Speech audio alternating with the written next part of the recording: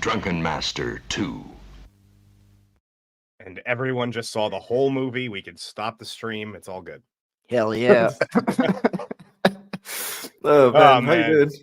I'm doing pretty good. You know, just sitting here in this is my daily garb. You know, I just sit here in my jiu-jitsu gi every day. The daily garb.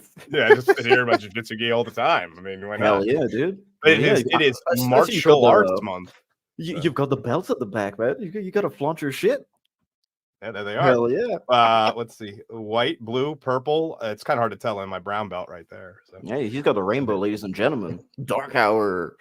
Yes, it's a watermelon on there. Yeah.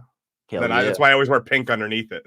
But yeah, this is I will wear this as long as I can on the stream. If it starts to get hot in here, I will switch to a regular shirt. But for now, I'm gonna hold on. You'll start sweating in 15 minutes. It's actually not that hot in this room right now, but I would guess that by like 2 o'clock my time, I'll probably be switching. All right. So how you doing today, buddy? Dude, I'm doing good. Tired as hell. I haven't slept in a while. Yeah, you mean you were on a trip, and then we had that amazing conversation with Ron Mars last week. Yes, we did. But it's martial arts, ladies and gentlemen. Officially martial arts. We had martial arts debut not last week, the week before. Yeah, we had Slid. Yeah, we had Slid Hard Boiled up 1 week, and Hard Boiled is like the martial arts of Jace movie anyway. Yeah, Gun Fu. Yeah, but the now we're like very into the. This is one of the most martial artsy, one of the most Hong Kongy movies you'll ever see. So hell yeah, and yeah, we've got some great guests. But before we bring them in, just want to say hello to everybody in the chat. Dave kills fly in chat. I hope the fly has been killed. I would have preferred chopsticks. That was actually a reference to a conversation I had earlier in the EFAP Discord. He was saying how he was killing flies, and I was like, no, you got to catch the flies, and can't kill them. Yeah, can't kill Jersey flies. They're all mobbed up, Dude, I got to check the EFAP Discord more often. It's one of the funnest Discords ever. Very complex stuff. Hello, Iceman. Hey. Yep. Hopefully, the person that you're being there is person that you're supporting wins F1. Melvin. Hey. Lobster Man. Oh my God! Look, it's a familiar face. And we got Gord King out there. Waylon Pacifist. Yeah, we got Gord. Eraserhead. Yeah.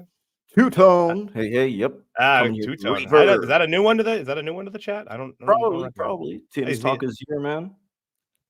Well, I mean, I think we got to introduce the guests though, so they can say hi to these people. Yes, of course. So. At first, he's a regular around here. He's been on 6 or 35 times. I don't even know at this point. My good friend Stupenzo. Hey, how's it going? I didn't sleep last night. I was on B-sides. I also got drunk just now. Normally I have this big drink right here, and it lasts me like the whole show, 4 hours. I finished it before I started, so this is gonna be a fun one. Oh yeah, I'm excited. Maybe I'll break out some of the tequila at some point. Dude, day drunk is such a whole nother beast. It's so weird. Dude, it's nighttime over here. Yeah, day drunk. No sleep gang. Yeah, I chose to stay up. I got 2 videos edited. Both Kazam. Me and my cousin watched that.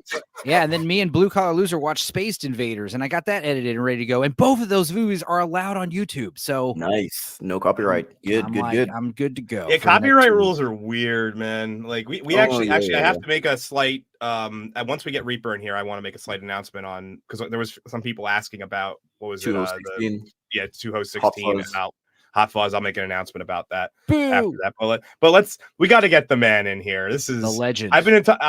He's a legend at this point. I've been talking to him for a few weeks now. We were on Open Bar together, me, Uninspired, and him, and he had one of the most legendary rants about Night Country, about True Detective Night Country you'll ever see, and that is the Reaper. What's up, Reaper? All right, thanks for having me back on. I mean, back on. I've just on. quit. I'm on. He's my default I answer. mean, basically, we did the Open Bar together, so kind of we met last time. Yeah, and I went, oh, this is a different stream. Yeah, that's true. Well, I gotta say, I had several friends that wanted to do a big True Detective season 4 breakdown, and they're not doing it anymore because your video just said it all. You're the rant and the actual video, so it's like, well, yeah, congrats. I cut out a lot of pointless stuff. I just went, I'm not doing an hour-long video. I'm just gonna. I can imagine the pointless little bits. I'm just gonna throw out all the ghosts and the supernatural bullshit that they added. I was actually earlier today because there's so many smaller movies coming out in the near future and shows and stuff that I want to do reviews on, but I don't have the time to do a full version for all of them. I'm trying to come up with like a condensed style where I can do it in like 4 or 5 minutes, like real quick, bang, bang, bang reviews. So I think that's key. That's key to have like a more condensed version of what you're doing. So yeah, as long as you're able to tell all your ideas in a concise fashion, then I think that it's good. That's enough, you know. But yeah, man, the panel is assembled, ladies and gentlemen. We're 4 today, so hey, and we're covering Drunken Master 2, aka the Legend of Drunken Master. In case you're from North America or so. I guess a lot of the international release it went by. So basically, it was released in obviously Hong Kong first, in China, and like that whole market. And is this live? No, hi. No, we're not live, man. Okay, we'll do it live. So, but they realized that they didn't need to. They could release it as a standalone because it has very little to do with the first movie. As long as you're vaguely aware of the fact that events happened and he trained at some point, you're fine. Also, some of the characters are completely different. Like they're what is it? Their personifications are not even the same. So yeah, it was 16 years for the first one. It was 78 and 94. I think it was. I think the Hong Kong release was earlier than that. No, it's 94 Hong Kong, 78 normally the first one, Hong Kong as well, and 2000 for North American release. So like it was already like had they tried to market it as a sequel to a movie that probably nobody in North America had really seen outside of your, kung fu movie aficionados, it would have been really hard. And this was right at the 2000 was like right at when Jackie Chan was starting to really gain steam in North America. So, well, what did he do? He did Rumble in the Bronx afterwards. Then he did like Rush Hour. Then he really started to take off. Then the 90s Jackie Chan, especially the 90s Hong Kong kung fu movies, were on a totally different level. Like watching the 70s Drunken Master compared to this one is like, whoa. Well, he's 24 in the first one, and now he's 40 in this one. Yeah. The action choreography is fantastic for both of them. It's so much more high octane in these 90s ones. I mean, the 90s, dude, it's all about like, everything being radical, bro, and totally, awesome. His rest does rule. Dude. Yeah. Very cool. And then after that, he started doing all the early 2000s Hollywood stuff, Tuxedo, Medallion. He went through the Vin Diesel like mid-level phase where like he was they were just throwing him into movies. Well, yeah, it's like at least he's talented though. Yeah, Vin Diesel. I don't know why. How is he a success? He, what sucks is he's he is a talented young man. He made a indie film. He made an indie movie. He was in Saving Private Ryan. He was in for like 15 minutes. Yeah, he was in it for 50. The Iron Giant. That's the one that I love him in. But yeah, he's a one-note guy, and you got to see him play with the Street Sharks, those Street Shark toys, and you'll see that the guy actually has some weird. A retrospective on Street Sharks and how it should have been way more popular than it was. Yeah, Vin Diesel's a weird cat for sure, man. It's hot. I mean, actors, dude. What do you expect? My favorite role is when he got shot. Yeah, Save Private Ryan. Yeah, I love it. He was going, oh, help, and I'm like, don't help him, leave him. I'm Italian, so I had to feel for Caparzo. Caparzo. So Caparzo. Stupenzo, you've been here before, but Reaper, you're new to the show. We usually start off obviously with these random little sides, but we like to say our background with the movie, first time we saw it, what we remember, and so I would like to give you the first crack at it since you're new. Well, I only saw the first one yesterday. Because I was only born in '93, so way before my time. I watched more of his later stuff. I watched bits of Drunken Master when I was like really small, but I don't really remember it. So this is the first time I've proper seen it and remember it. Mm-hmm. So what'd you think? Well, I mean, we'll get to fight that scenes eventually. Yeah. No, I'll just explain the movie and leave. Yeah. We usually do that at the end, Stupenzo. Come on. Iron Giant, 9.9 out of 10. Well, what would get it to a 10? Yes. I need to know what would get it to a 10. Maybe remove Vin Diesel. I mean, tens don't really exist, so that's why you get something like a 9.8, 9.9. Stupenzo. What do you want to say, Reaper? Oh, Lord of the Rings is 10. Yeah, I mean, if you gave a movie a 10, that would be one of them, We'll give it a 10. Give it a 10. Yes, it's a damn perfect trilogy, exactly. There But we go. still, I don't give anything 10s. It's just like a rule I have. Boogie Nights is a 10, Stupenzo, and we will. All right, it's a 9.9. There you go. Even your own kids. Boogie Nights is a 13. So I'm just kidding. Yeah, it's a 13 All for right, sure. all right. Find that out at the end of the movie. So I had an uncle named Dino, or I have an uncle named Dino, and he's obsessed with kung fu movies growing up, and he had all the weird ones too, like Super Ninjas and all these crazy 70s kung fu movies from China. And yeah, definitely, I don't even remember the first time I saw the original Drunken Master. Must have been like 5 years old.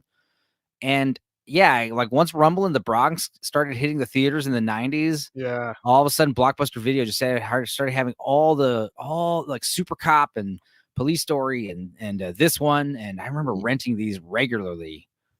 So yeah, but rewatching it recently, it's such a silly little movie, but we'll get into the English dub versus the Cantonese or the Hong Kong version, and there's not too many differences. It's mostly visuals. But... So I know the version that I had it had the original theatrical audio. Cantonese, and then after that it had a 5.1 surround, like remastered of the Cantonese version. Then it had those like same thing with Mandarin, and then I had the English dub, which I suffered like about a minute and a half of, and I said nope. I don't mind the English dubs because I find them to be hilarious, but I don't like them because of the quality. I like them because of the lack of quality. Well, here's the thing about the 90s. Maybe it's just nostalgia for me. But yeah, I prefer the dubs for the 90s Jackie Chan movies because the Foley work and the soundtrack is far superior in this one. And if you could somehow because the thing about the soundtrack in this one specifically, I mean, it's obviously a lot more racially stereotypical with like all the little, Chinese sounding flutes and stuff. But it adds that levity. It adds that levity that's kind of needed in this movie because this movie is kind of like an action comedy. But in the Cantonese version, the soundtrack's a lot more dramatic and serious and more traditional, like orchestra. And it doesn't. It's in the fight scenes, it's great, but like, I don't know. This movie needs that little quirkiness to it. I think it goes like Hard Boiled that we covered last time, and Hard Boiled. It's I think the same two tracks playing over and over again, and I think that's what happens to the Cantonese. Well, the original version of Drunken Master 2. It's just the same. I think 2 or 3 tracks looped over and over again, depending on which fight you're in. There is one which is pretty good, which I like, but other than that, it's nothing. It's nothing of note, Yeah, I think I like the music tonally better, but also the sound Foley is just way better in the English version, which is a shame. I mean, unless you like those old traditional like Wu-Tang Clan style. I like it. I love those. They're fun. Yeah, the get that, like, Mortal Kombat vibe. Hell yeah, man! Wu-Tang Clan ain't nothing to fuck with, ladies and gentlemen. Yes. And if you saw Chappelle's show, they were drafted by the Asian delegation, so they're technically Asian. Sure. Blasian, man, Black and Asian. Let's go. Uninspired. Do you want me to go next since it's your channel? Yes, sir. All right. So my background, I had a friend in high school who I used to go over his house like pretty much every day after, and we both had a love for the kung fu and like Asian cinema. And Mhm. I remember we went on like it was essentially like a week. We would go on week-long binges of just Jackie Chan movies. And this was one of the ones that I remember watching at that point. So it was probably around 2004, a few years after it came out. And it was like, it's not my favorite Jackie Chan movie. My favorite ones are the Police Story films, but this one is definitely, this might be the best example of his choreography ability and like his actual stunt work out of all of the movies he's ever done. Because he did, he made sure to make everything very unique. And they even said that they were doing a lot of the stuff on the fly because they didn't have, it was just on the script. It was just like, Improv. Okay. Yeah. Improv stuff.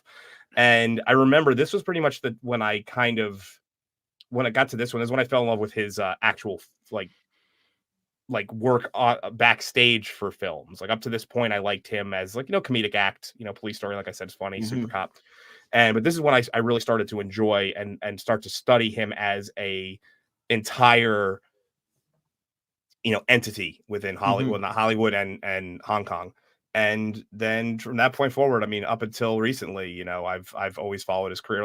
Like he's basically retired now, and I know that he he's still big in China. He's still releasing movies. He's doing the Karate Kids, isn't he, with Ralph Macchio? Oh yeah, he is. There's I'm a little worried about that because the one that he was in sucked. I mean, it was cool. It was fine. It's just weird that they're not doing a Cobra Kai crossover.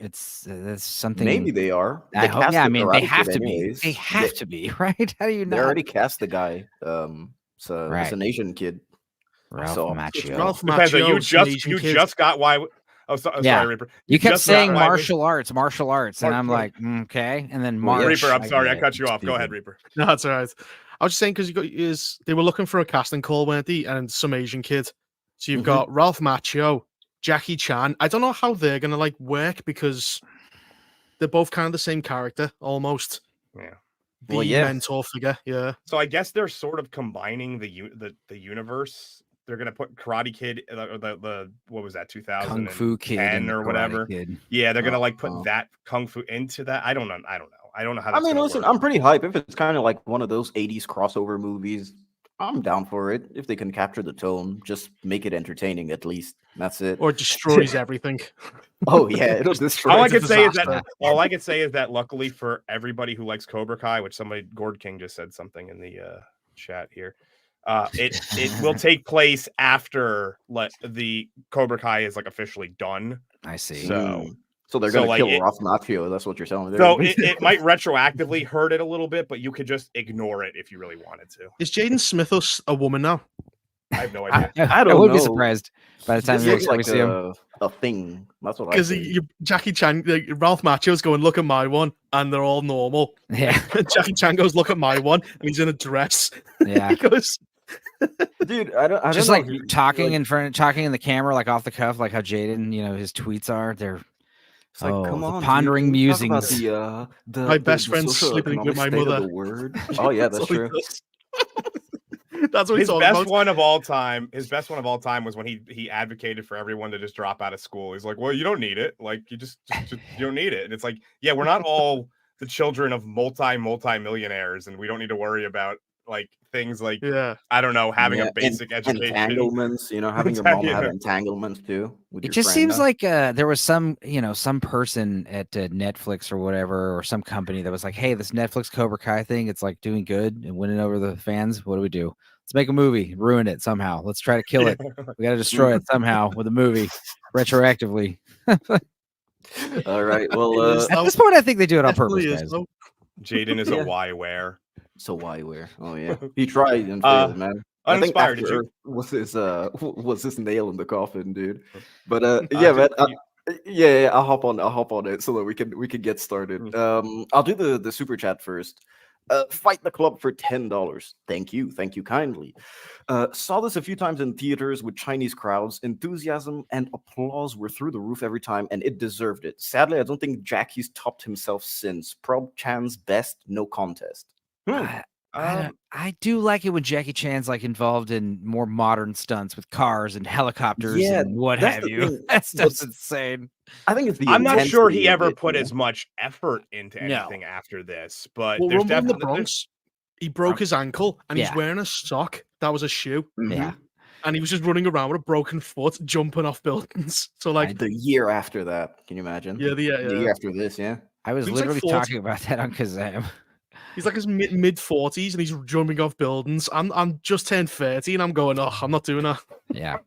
The best part of every Jackie Chan movie, the 90s ones, is like the outtakes where he's getting injured and like, you know, he falls off a fucking building and into glass and everything. And then they got him carrying off a stretcher and he looks at the camera and he's like, Like it's Well, good, look at the man. bloopers It's in good. this it's one, all haven't he? neck brace and stuff. You know, that's my favorite part of the movies. This one's got it as well, where you see the hot rods go through the chair and nearly get him. The hot cold. He did it twice for no reason, just because he felt like he didn't do it right the first time. Ran on hot coals. Fuck it, they weren't rolling. I guess, yeah. I mean, even in the shot that's left in the movie, kind of fucked up the kick. The kick doesn't connect. You can't not wince watching him crab walk on that hot coal. But yeah. So I mean, me in terms of I've seen the first movie, Drunken Master. I saw it when I was a kid, and then I watched this one. So I think for the first time yesterday, I guess. I did see some clips growing up, but I had never seen the full movie. And man, I really enjoyed it. I can see where Stephen Chow gets all his inspiration for Kung Fu Hustle from, which we'll talk about on Two Hosts later. But man, I really like it. I have one problem with the film, but we'll get into it. I have lots of problems with the movie. It's a silly movie. Oh yeah. You guys might notice we're doing a slightly different layout today. We're gonna try this one because of the way that the pictures are mostly the black bar there. So yeah, I mean, we're gonna try. If chat, you guys tell us if you prefer this, we'll continue it. If not, we'll go back to the old style. This is like ultra widescreen, right? Yeah, and so it's a little. Yeah, we figured that it was gonna cut off like if we put ourselves on the side, it would make it a little too small. So we're gonna try this one. All right, so ladies and gentlemen, it is Drunken Master 2. Also known as The Legend of Drunken Master, Two Host number 18. Yep. And Lau Kar-Leung, who is actually in the movie. I don't know if you guys realize that. A lot of times these directors end up in the movie because they have so many extras, but they just need they always need one other person for some reason to do something. None of you hear what I think you only heard. What? Yeah. Like, they all look alike. It's like, you know how hard it was for me to actually find characters. I had to go on IMDb, look for 50 different pictures just to pinpoint people, man. I'm telling you. Yeah. Asian movies are hard to get a grasp of. No joke. No joke. Well, I mean, I don't want to be, spend too much time on the English versus the Chinese version, but in the Chinese version, it's like there's no music. It's like hard open, and it says directed by, Chinese guy. The American version is like a film by Jackie Chan, and then the music starts, and it's just like it's like a theme playing as like we sweep over the crowds, and it just like really sells it, man. Yeah. It's like I said, it's not as intense. And there he is, man, a young Jackie Chan. So of course, in this movie, it's called Fei Wong, and that's his dad on the left, who is played by the legendary Tai Lung, and of course on the right is who's I think he's kind of like their valet / friend. I don't know, like house. He seems like he's like their like servant. Yeah. In the first, yes, in the first movie, they never really address what his father does. He's just kind of like influential person in their village, and has a lot of money and is a martial arts instructor. In this one, they just kind of randomly make him a doctor. But he also teaches. He's like a teacher more than a doctor. Yeah, he's like he still has kung fu, so he does both. Now he's sidelined as a doctor. Yeah, he does like more like pharmaceutical remedies, as opposed to like a surgeon. What's ailing you, But yeah, based on when they were, what the time frame where they were, that was most doctors anyway. We're just kind of taking wild stabs in the dark as to what the problem was and how to fix it. Yeah, like leeches. One of my favorite movies ever is about a Japanese doctor in feudal Japan. But yeah, this guy, the dad, all you really got to know about the first movie is, Jackie Chan's character, Freddie or Wong or whatever his name is, and all these You just call movies. him Jackie Chan. It's fine. Yeah. Just call Everyone him Jackie. He That's was it. a rambunctious troublemaker of a martial arts student, causing all kinds of mayhem. And his father, basically, as a disciplinary action, got him trained by a really relentless drunken master. In the first movie, the drunken master is the teacher. Yes. In this second movie, like Jackie's the drunken master, because basically he learned how to kick ass and study the drunken boxing method. And that's really all you got to know. He's kind of with the eight drunken gods. He learned the styles of the eight drunken gods, which do slow have moments of that in this. You don't need to know it, but we can point it out. And also the first movie had, and I said this in our chat a while before, that there was some parallels to Empire Strikes Back. And in that the drunken master, Sohu, something like that. I don't remember, but he's very similar to Yoda in that at first you don't know he's like they try to play it off like he's not the guy, and then he has really unorthodox training methods and all this stuff, and it's very similar to that. Yeah. Yeah. He's Beggar So. His name is what? Beggar So. Beggar So. It's So. I forget what the surname. Well, that's So is the surname, and then what his common. Yeah, they always switch it around. Yeah. Yeah. But yeah. So basically, what what Jackie, his dad, and So are doing are going home from the trip that they were on, of course, to gather supplies, and which is mostly medicine. Ginseng. Yes. Yeah. Ginseng root, ladies and gentlemen. You could have just called this movie "The Mystery of the Missing Ginseng." I mean, that's basically. That's true. Very Scooby-Doo-ish. Yeah, that's basically just what it does. It kind of just it's a MacGuffin. Yeah, incident for you. There it is, and of course here we have the British High Council on screen in China and Hong Kong specifically. Well, it is Hong Kong, right? Yeah, it is Hong Kong. Yeah, because at this point it would have been controlled by the UK. Doesn't he at the end of the film go, "I'm moving stuff to Hong Kong" when he shuts down a factory? So I thought this wasn't in Hong Kong. Oh yeah, I think it's a small. Or is this Hong Kong and he's moving back to where? I think that's what's going on, because at this point in history, Hong Kong would have been controlled by Britain. So yeah, because I always like watching these films because films like this, it's always then the British Empire came, and I'm like, woo. This movie's funny because all the villains wear Western clothes. That's how you know. Yes. Anybody wearing a tie is a bad guy. I do also find it hilarious that this blonde woman never has a single line in the whole movie. She just and why should she could have just not been in the movie, and no one would have been any the wiser to her existence. She has one line. I think she goes, "What day are we leaving?" And she goes, "Tuesday." I didn't even catch that. But also, this woman's here to show that our villain, one of our big villains, he gets his. He's not. You gotta respect him. He's not gay. That's all you need to know. He's not a sexless weirdo. He's on OnlyFans looking for girls. Like Jackie Chan is in all of his movies. You know why Jackie Chan doesn't have any relationships in his movies, right? Because he has crazy stalkers who tried to kill themselves and stuff when he had kisses on screen. I'm not shocked by that. Yeah. I'm not shocked by that. He's such a big deal there. Yeah. I mean, hey, Iceman, come on. We had Kareem Abdul-Jabbar in Game of Death. I guess that counts. And Enter the Dragon had the guy who basically, I can't remember his name. Enter the Dragon had the black dude in that movie. Yeah, the black dude too. Abdul. Yeah.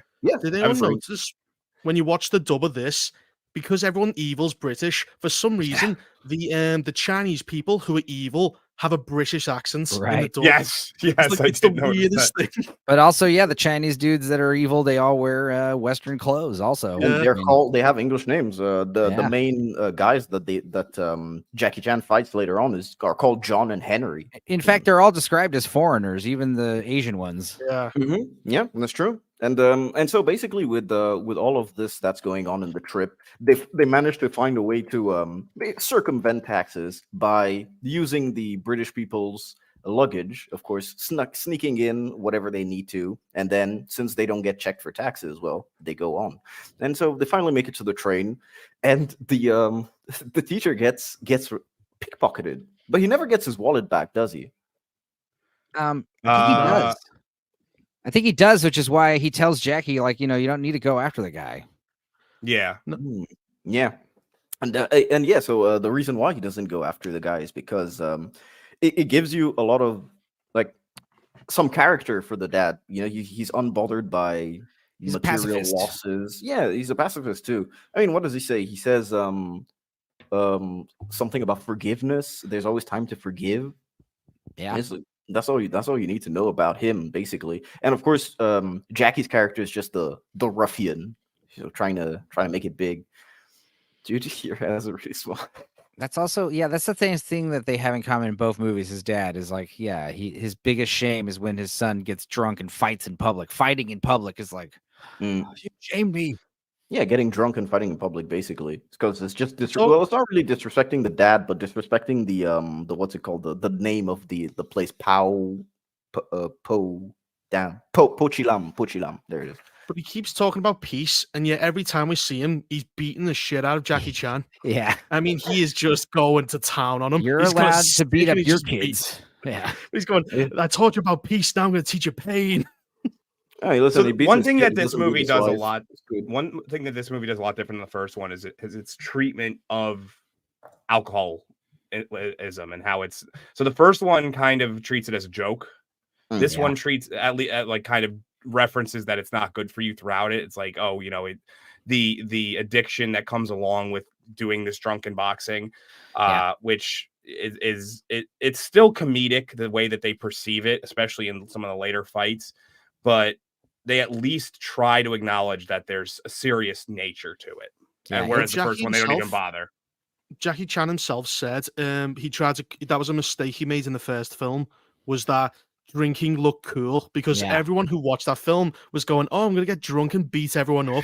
Terrible idea. So this film, he went, so that's why we have the cut out ending, because he wanted it to seem more like consequences from it. Yeah, and we do have that cutout ending too. We'll get to. Oh my god, I can't wait for that. But the original.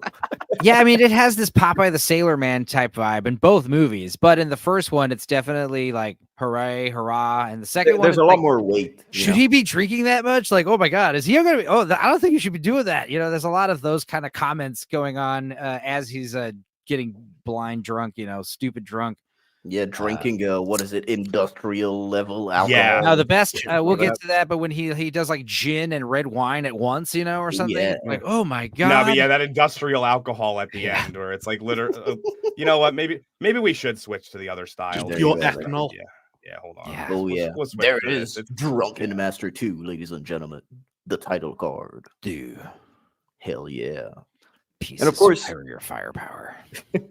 So basically, what Jackie and So have been doing was they put the ginseng inside the British people's bag because no taxes, and now they have to retreat them. Now, of course, the train has stopped, so everyone on the sides are basically flocking to sell their stuff to people that are in the train. As you guys saw, the train is kind of packed, but they do manage to have China. Oh yeah.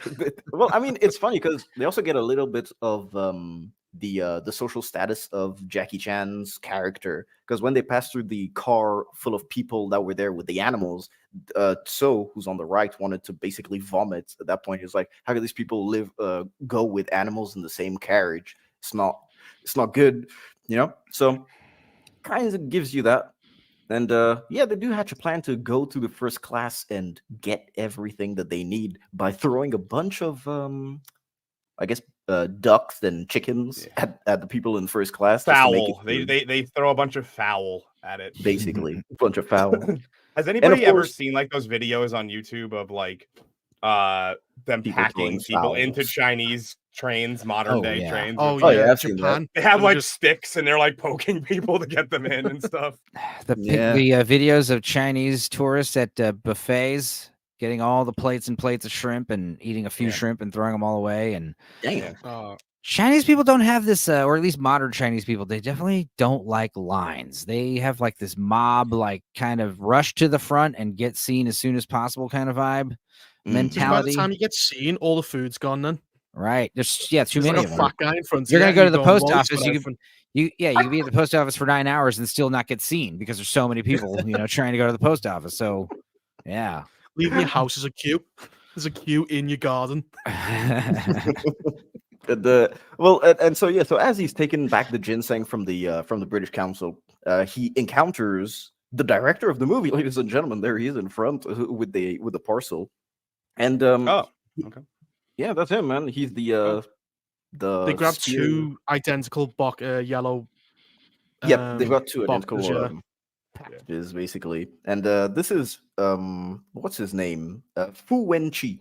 That's the name of the thief for now. So he was the director, but yeah, there was definitely some like on-set skirmishes between him and Jackie, like disagreements on how it should be done. And I think eventually he Probably. got fired or quit, and Jackie took over. And I know he has like directing credits on the American version. Well, he's not really in the movie like as much as you would expect. You know, he's kind of there for the beginning, the second scene, just the small fight scene that he has with Ling, and then after that, the big fight scene that he has with Jackie, and that's pretty much done. He's gone. Now this scene's quite good because it's not just they're in a cramped compartment under the train. Yeah. But he's got a sword and he's got a spear, and he actually uses the spear like a proper spear. Because how many times you see like Troy and they're using it like a sword? It's like this most useless because you're basically just hitting them with a stick. Yeah. They never do that. Like this one, he's trying to stab him, which is what you should be doing. It's also super hard to like, usually with sword versus spear almost always wins, you know? Yeah. And it's weird because in this case, when I was watching the movie, I was like, oh, this is pretty good. You know, the compact space, everything is there, everything's going around. There's a lot going on. Yeah, all the people busy in the background, all the colors and stuff. It's great. And then when you get to that second fight that they have just in like a minute, that's where I was like, oh, this movie is going to be that kind of movie. Okay. Yeah. But let me just play the clip, man.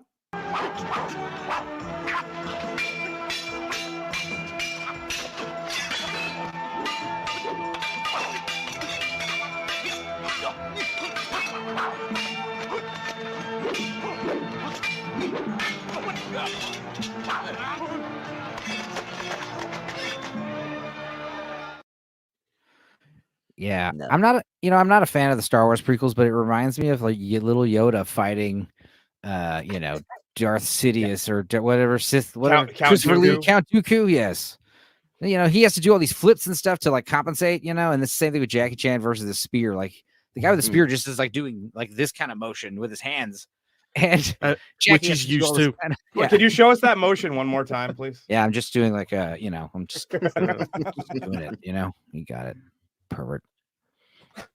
I mean, technically, the martial arts that they use in this specific scene is Hung Ga, which I don't really know. It's the Shaolin style martial arts, and so that's what they're using. There's like 100 different variations of kung fu in the world, most of which are just performance art styles. Sanda is really Sanda is really the only combat kung fu, which is it's very similar to Muay Thai, but most of them are performance style, meditation, for, sort of meditation, like Tai Chi, or for theatrical kind of stuff, right? So it's like kind of the what they do in the ballet, the Chinese ballet, basically.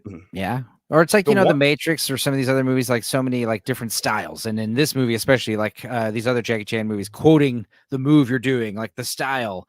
And in the English version, they actually kind of make fun of it, because the names get ridiculous. Yes. Yeah. The one thing that I found hilarious about, and it's not exclusive to this, it's in a lot of these movies, is that you can tell the props for the weapons, you can clearly tell that they're props. Because, the sword is just flimsy. Yeah, and you can see, and it's so close. You can see it's not even edged. It's just flat, and the spear is very, very. It flops around a lot, and it bends. So it's clearly not made of. It's not made of the sturdiest of bamboo. Yeah, that's what bothered me about Green Destiny sword from Crouching Tiger. Is apparently it's the sharpest sword ever, but it's all like woo, like all floppy and weird.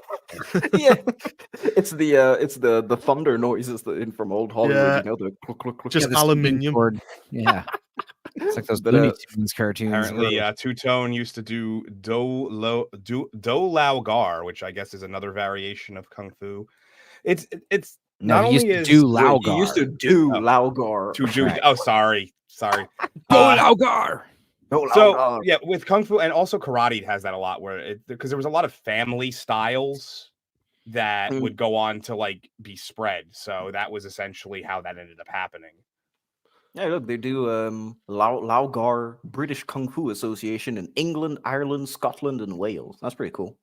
Nice. Yeah, and speaking of the movie, of course, this is the part where I was thinking, yeah, the intensity has gone up a level. Because I mean, you're used to Jackie's movies, but then when you see something like this in such a confined space, that's where you're thinking, oh wow. Especially, you know, as Reaper said, with the long range weapon with the spear, in comparison to Jackie, who's just grabbing whatever he can at this point. But you know what? Let me play the clip.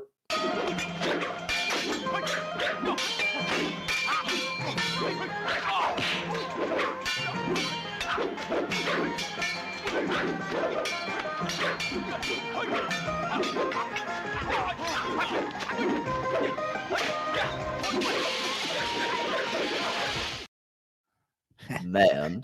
And then you got the train getting leaving, you know. So oh, one yeah. thing I do like about it is that it goes from a situation where the director, I'll just say the director, has the advantage because there's no obstacles. It's pretty much just streamline underneath the train. This is a Brazilian jiu-jitsu gi. I And ate did General actually- Tso's chicken yesterday, so This was Oh, made Sounds in Asian. This was made in Pakistan, okay? This is what everyone goes, that's even worse. It's even worse. yeah. That's where Yeah, you all gotta trust jiu-jitsu your gis are pockets, made. man. They're all made in Pakistan for some Yeah. reason. Oh, But dude. what was I saying? Oh yeah, so like they go from a situation where he has the advantage because there's no obstacles. And so the spear is very effective because he can keep the distance. And then when they get to the section where now there's things that are blocking him, he can't use it effectively as a spear anymore. He has to start using it more as a staff because Yeah. he doesn't have there's no clear shot at Jackie at any point. Mm-hmm.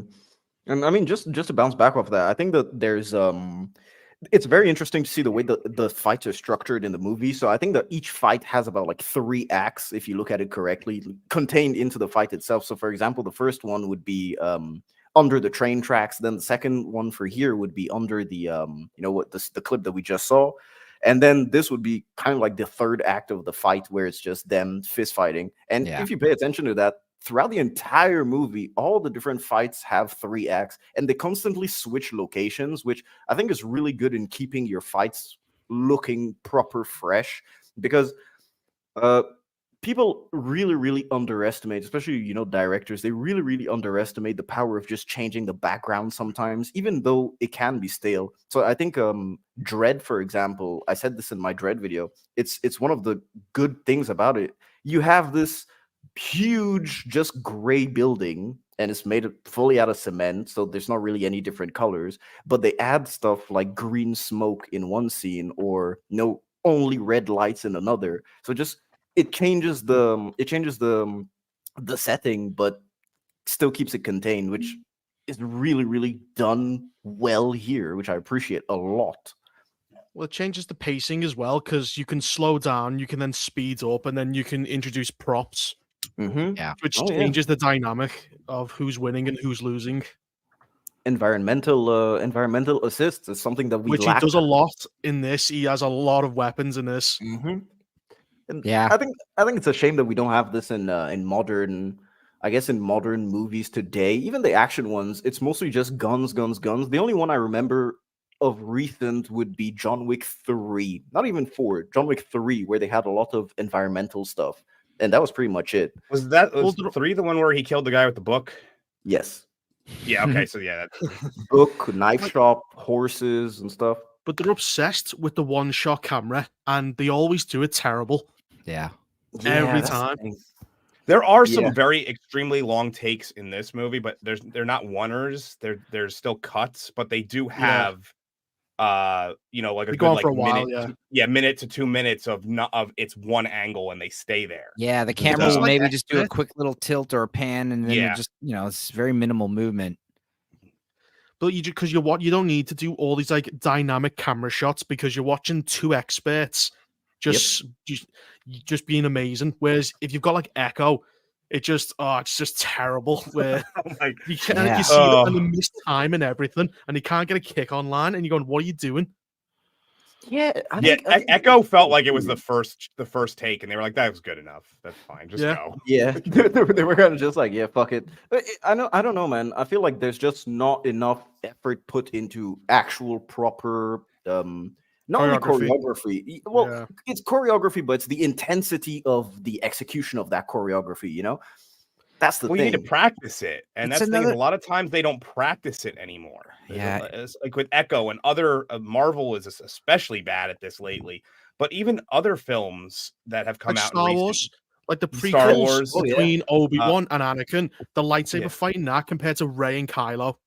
Mhm. Yeah, now is it accurate how you should be fighting in prequels? No, but at least you can see they put the work in. They did a lot of It's much faster, more fluid. yeah, and it's definitely Yeah. not the first take. Whereas with Rey and even It's you hit like I said, me, then even I wait, and you hit me back. Yeah, in the Yeah, in the it's in the mooch red chivalry. room chamber thing. Yeah, I don't know, man. You can tell when stuntmen are there on set. You know, that's why people love the John Wick movies, even though John Wick 4 is kind of meh when it comes to it has a lot of elements where you can see the stuntmen going back. And I think I'm kind of waiting for Monkey Man. You know that Dev Patel movie. I want to see what he does with the action. He's directing it and writing it, isn't he? Yep, he He's is doing Yeah. basically everything. Yeah. everything. Yep. So we really hope to see how that goes. Well, But it's one of Go those ahead. things where like the Matrix kind of, I don't know, the Matrix like came along and it was so good, it kind of ruined a bunch of movies. And that was the thing the Matrix kind of did was like, oh, we're gonna have really choreographed kung fu fighting, but we're also gonna have the camera people really choreographed in it as well, with like Slow really motion. intense moving in and out of the kung fu. Like the camera's doing a lot of work, but it wasn't a lot of one takes, one shots. But also the other thing that the Matrix was doing that everyone was obsessed about was the actual actors are doing the kung fu. So Yeah, again, exactly. like now 20 years later, that's why we have Echo, because like Mhm. everything's just doing that The shit. actors can't do anything. Yeah. Like, Go on the God damn green it, screen. dude. Fuck it. Yeah, you're right. CGI and quick cut shaky cams ruined action movies. For quick cut shaky cams, I blame the Bourne movies, man. Yeah, Those yeah. Yes, I agree with Fucking that. Whereas the high Bourne end. movies aren't the worst movies in the world. They definitely had some of the worst cinematography you'll ever see. Oh What's yeah. his name? Yeah. Greengrass, that Greengrass dude, Paul Yes, Greengrass. Paul It's just- Greengrass. hold the camera still.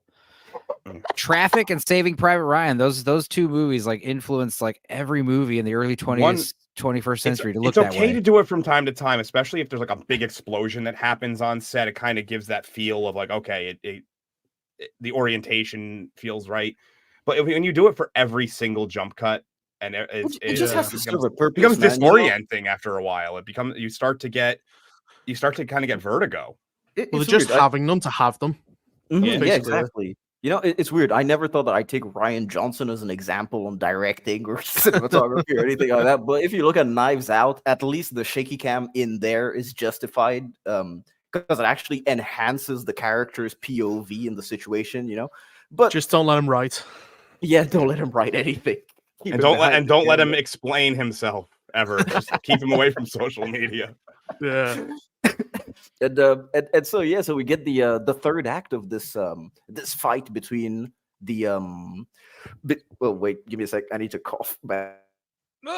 Okay, I'll take over for a second. yeah. We got the Bourne Means films work fart. for me. Bourne Supremacy is great. Sorry to disagree with the panel. So the actual films themselves, like the Oh, the films story are of good. them, Films are good. Yeah. the acting is good. It's just that the cinematography is the problem Yes, with them, and that's they the only created this. They created this kind of tendency for all action films to try and follow that.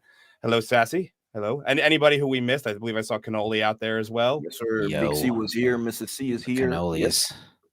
And yeah. So what I was saying is that with this is the first time that we sort of see the Drunken Fist in action. Yeah. We very semi see it. He tries to, but that's pretty much it. But he's not drunk, so it doesn't work.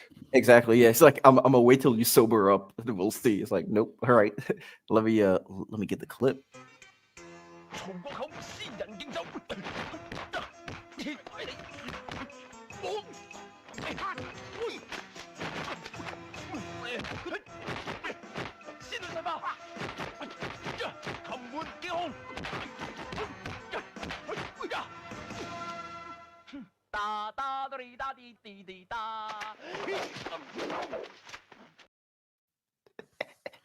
So I was watching an interview with Jackie Chan earlier today, just kind of see where he was at when this was coming. And when he was talking about his choreography, he specifically said that he went out of his way to try to make every scene, like the style, feel very unique. And he would sit there and he would hold the poses longer to kind of emphasize what he was doing. Which I love the line where he's like laying on his back. What is it? Monkey hugging a barrel. What you call that style? Yeah, it's like yeah.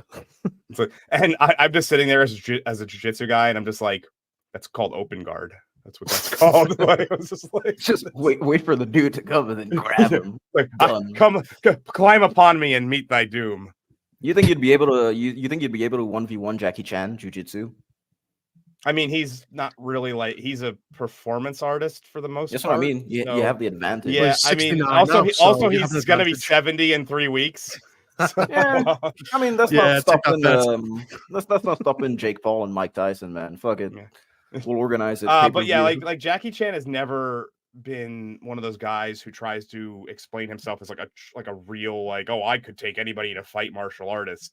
He's always been very much about I learned from the Chinese theater and I apply it as a performance art. So he's at least super honest about it. Where there's a lot of guys in the Hong Kong circuit who will not be, and they try to come off as legitimate tough guys. So yeah, and I think it's also the fact that he always has his same stunt crew around him, so they always know how to play on each other very, very well in terms of what he's doing, especially when it comes to improv and just in front of the camera directly.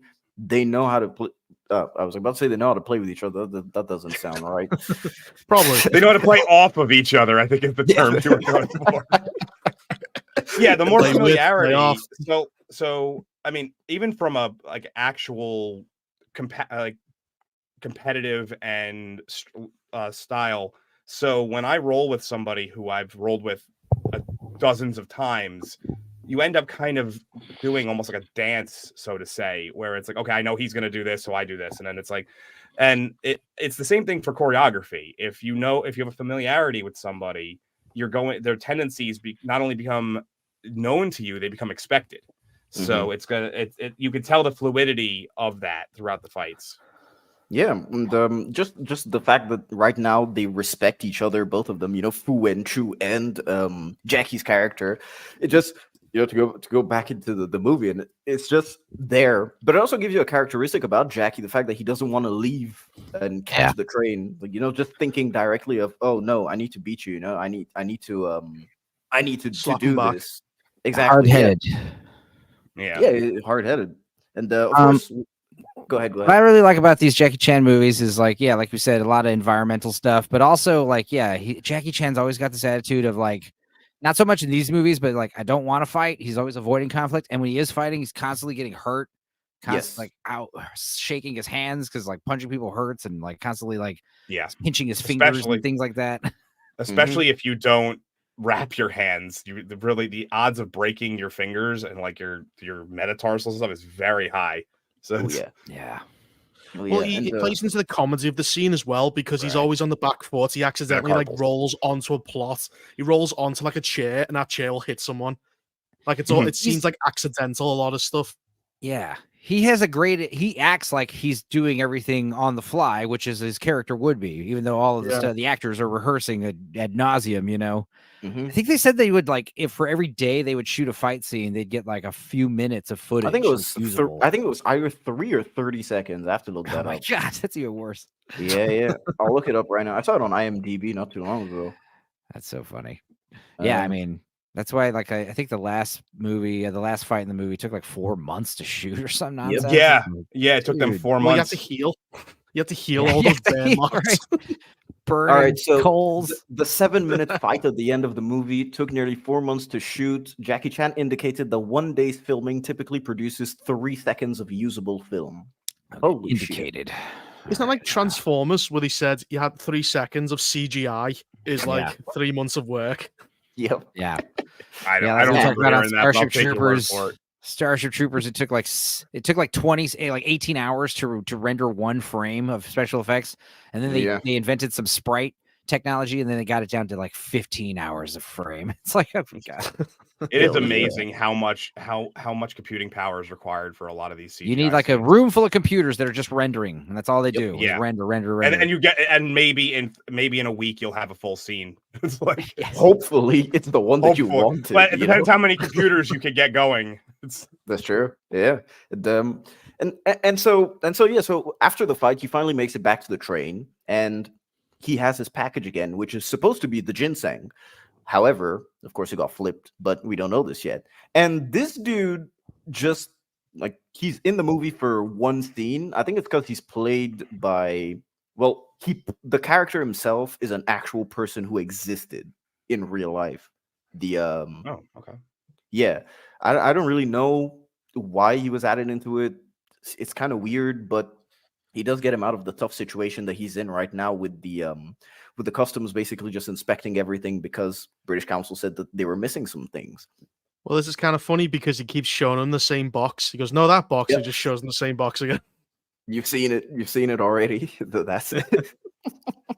and yeah, so he basically just comes out and says, "I'm this," and what we learn is that his father is a general in the Northeast, and that's pretty much it. Done. You never see him again. I actually confused him for the fish dude later on in the movie. Yeah, It's only on my second watch that. yeah. Every scene, he's uninspired, just going, "Hey, look, it's Jackie Chan." They all look alike. Look, man, there's like 1,000 Jackies on screen right now. I don't know what you guys are saying. Oh my god. Hey, Copa, how you doing, man? Yeah, dude, you gotta wear. Don't forget to wear some gloves at least. Try, but your high tea will probably just melt the coals. You won't even need to walk on them. And so yeah, so we finally get a weird, cartoonish, very very cartoonish British villain that we never actually see fight or anything, which I kind of find disappointing. What do you guys think? Like, he just kind of gets cut out. Yeah. He disappears after about the 75% mark of the movie. He just the last quarter of it, he's not really just in. before the the attack on the steel factory. Yeah. When they break into the embassy, Yeah, that's it. he says he captures bye. them and then he just disappears. Mhm. Yeah, I think the last time that we see him on screen is when he talks to the blonde woman, and she says the only line that she has, "Done." Yeah. They said, "Fuck I it." guess he just leaves. I guess away with it. The steel mill factory Goes back to scene England. takes place my on British Tuesday, rule. I guess. He's like Hannibal Lecter, basically, at the end of Silence of the Lambs. Goes back and has some horrible food. The Yeah. guy apparently Beans that's and the guy in toast. Shogun. I'm assuming you mean the original Shogun, not the current. Maybe the No, original. I'm sure Shogun. they're talking about the new Shogun. Everyone's talking about it for some reason. I'm Shogun. still Shows, on guys. episode 3. Yeah, I need to binge that. I'll wait for it to fully release. But so basically, what we learned is that the British consul wants to send the Emperor's Jade, which was what was in the box. So an Emperor's Jade to London, and of course, the steelworkers also want fair pay, which they're not going to get because hey, China. Yeah. Like, hey, don't you guys realize that you're the butt of the China. joke when it comes to terrible working conditions? How dare you ask for this? Basically, dude. I mean, they're even like breaking the fourth wall with it now. I see on Instagram there's this Chinese production, like it's a Chinese factory. The CEO of the factory, like, it's a proper just in the street factory. She goes up and she films them. She's like, and she writes in the caption, she's like, "Oh, she only produced 2 out of 5,000. Do I let her go or do I lock her up?" It's like, what the So we'll fuck? let it go. It's like, remember that show, Undercover CEO or whatever? Yeah, Undercover CEO. Yeah, Undercover but boss. if they did that in China, it would be like the opposite. Like it would be like they would be going in just to fire everybody instead. Yeah, because I noticed you're late for work, so now I'm gonna beat you. Yeah. It wouldn't. Well, you have What a way to nets. lay off If you try to kill yourself, you jump out the building to kill yourself. It flings you back into the assembly line, so you have to start working. So you jump We out, shouldn't going, be I can't laughing do another because it minute. seriously You is just a go to problem. But I know it's funny. Like, I think it's funny. Dude, black humor is the best type of humor because humor is taken from darkness, and darkness will make you smile, and that's how you live with darkness. Why is an African and that's funny why then? we have the Reaper. No one's laughing in Africa. Everyone's miserable. Dude, Get on their lunch break and they eat, fermented squid ink or whatever. Yeah. Pickled fox penis. I've never Oh, had. don't worry. When we get to the restaurants, you guys can talk about all the foods that you want Yay. that are covered. Yeah. I And love of when you course- go to an Asian market, you can get any animal you want in a can. It's Oh, yes. crazy. That's actually true. like, Yeah, The what? animal you want. that's true. Gorilla in a can, whatever. Doesn't matter. So we finally meet Ling with the stepmom. Fucking gorilla in a can. Gorilla in a can. Canned turtle feet. Whatever you could think Shark of. dick. Yeah, shark dick. Exactly. Rhinoceros killed the horn shark. soup. Well, they say shark fin soup tastes of nothing, yet it's the most popular dish there. Honestly, It's I've literally had it. killing the ocean. That rest Yeah, of they that kill- dish. They throw all the shark away, eat the fin, and say the fin tastes like shit. They They go, "We flavor don't the like it." fin with pork, so it tastes like a ham soup. It So does doesn't actually. matter. I've had it Why'd like you 4 keep eating? times. It's like a status thing. Joe So I Rogan in a get it. can, man. Joe I don't know, Rogan man. is Imagine Joe opening you open up a can of Joe Rogan in a can. He just he just says some crazy it up, conspiracy Jamie. theory. Pull it up, Jamie. That's Yeah, it. pull it up, Done. Jamie. It's Pull it written up. on the side, yeah. What flavor? Pull up, Jamie. Mhm. Want some So- some giraffe neck jerky, whatever you can Ooh, think yeah. of. I don't know, they got it. So back to the movie real quick. I just want to Yeah. say, Ling, she's like the unsung hero of this movie. I She's think my she favorite carries, character. She carries like every scene she's in. She's like 9 years younger than Jackie too in this movie. Oh, really? Yeah, they had to old actress. her up. They had to basically old her up for this one. You know, believe it or not, her mannerisms remind me exactly of my mother, especially the dynamic that she has with Jackie is the exact same dynamic that I have with my mother. She does the same Yeah. facial expressions as my mother as well, which it's just, I don't know, man. It feels kind of weird. I like how he's got an attractive stepmother, and there's not a hint of perversion in it. There's not a hint. It's just literally like get your head Respect. out of the gutter. Yep. Get your head out of Basically. the gutter, you guys.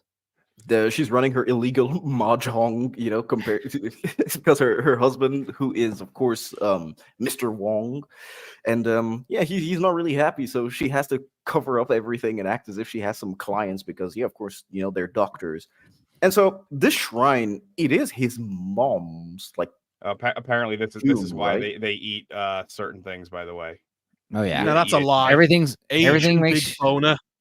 yeah Change the word big, and I might believe it. bigger. There you go. That's all. Small boner, maybe. I also like before she's doing her mahjong, you think she's doing some cool like karate, like kung fu, Yep. stances, and then she's just laying out mahjong tiles. Yeah. boom, So dude. good. Listen, they you really gotta- leaned into the absurdity of some of the scenes. He Mhm. finds the winnings, and she just all 4 of them just reach through, grab them, and then sit back down. Yeah, in a split second too. That's why I said like this movie really reminded me of Kung Fu Hustle, because Kung Fu Hustle is like one of the films that I know off the top of my head, and the way that I saw everything here, man, you can tell Stephen Chow watched this at least 200 times, then just said, "Yeah, fuck it, we'll do it." But I'm making a my bit own version. sillier. Yeah, basically, he just did a bit sillier, and so of course at this time they're all back home, paying respects to Jackie's paying respects to his late mother, of course, and Mr. Chan is his name. He's here to collect his ginseng, which they don't have. So they cook up a very, very dumb plan of giving him a The world's white biggest carrot. radish. The That's- radish. I get those daikon radishes whenever I'm making banh mi sandwiches. Oh yeah, it's the ginseng's like- greatest enemy. It's like you would think that they would go get like a smaller radish, put it in the gold box, and be like, "Here you go." Like, no, they get the biggest, most obvious thing Yeah. they possibly can that he can see from across the room. That It's is just- easily the biggest daikon I've ever seen. Yeah. You just see Jackie's face in the back. He's like, "Fuck, man." No. And of course, they kind of get desperate at this point, and he just cuts off the root of the bonsai tree that's Mr. Wong's personal bonsai tree that he appreciates, and that's what he gives off to Mr. Chan, which of course at this point It's we don't know if poisonous. he has poisonous. He said, "Yeah, just wait 3 days before eating it or boiling it into tea, and don't worry, you'll be fine." And I don't know, it's just such a cool dynamic to see all of them together for the first time and see how they play off with each other, and just how that expands throughout the rest of the film. I think it's so well done and really, really, rapidly paced. Everything is 1-1-1-1-1. It flows so naturally, which but it's great. This they scene forget has to a go after the very bonsai, don't they? Say again? Uh, They go, we're gonna get the bonsai back and replace it. And he just Yeah. forget about it. And he just goes, Yeah. oh, my husband's poisons. Luckily, he didn't eat all of it. It's like he just forgot. Whoops, forgot about the rest. One thing about this scene that I really enjoy, and I'm sure it's on purpose. It's very reminiscent of theater, the way that they do it, like like that they go off screen here, and then exit this side, come back in this side. It has a very stage presence kind of feel to it, which is fun. Oh yeah, I agree, 100%. Yep, someone who's done theater, yeah, for sure. Radish gives you a big American penis, apparently. Oh, nice. Well, Copa, Guys, if you can't find daikon radish or red radish, it tastes the exact same pretty much. Dude, just try and get tiger nuts, man. Those will help you out. Tiger nuts. I mean, it's a literal nut called tiger. Oh my god, no, I never said anything. I literally can't tell. That's the thing about the Chinese, man. You could literally be talking about tiger testicles. Exactly. Yeah. Beijing oysters. Oh yeah, the Beijing oysters. Yeah. Chilled monkey brain. Ooh, yeah. So this is the first time that we go to the steel mill, which is kind of set up for, of course, the end with the alcohol.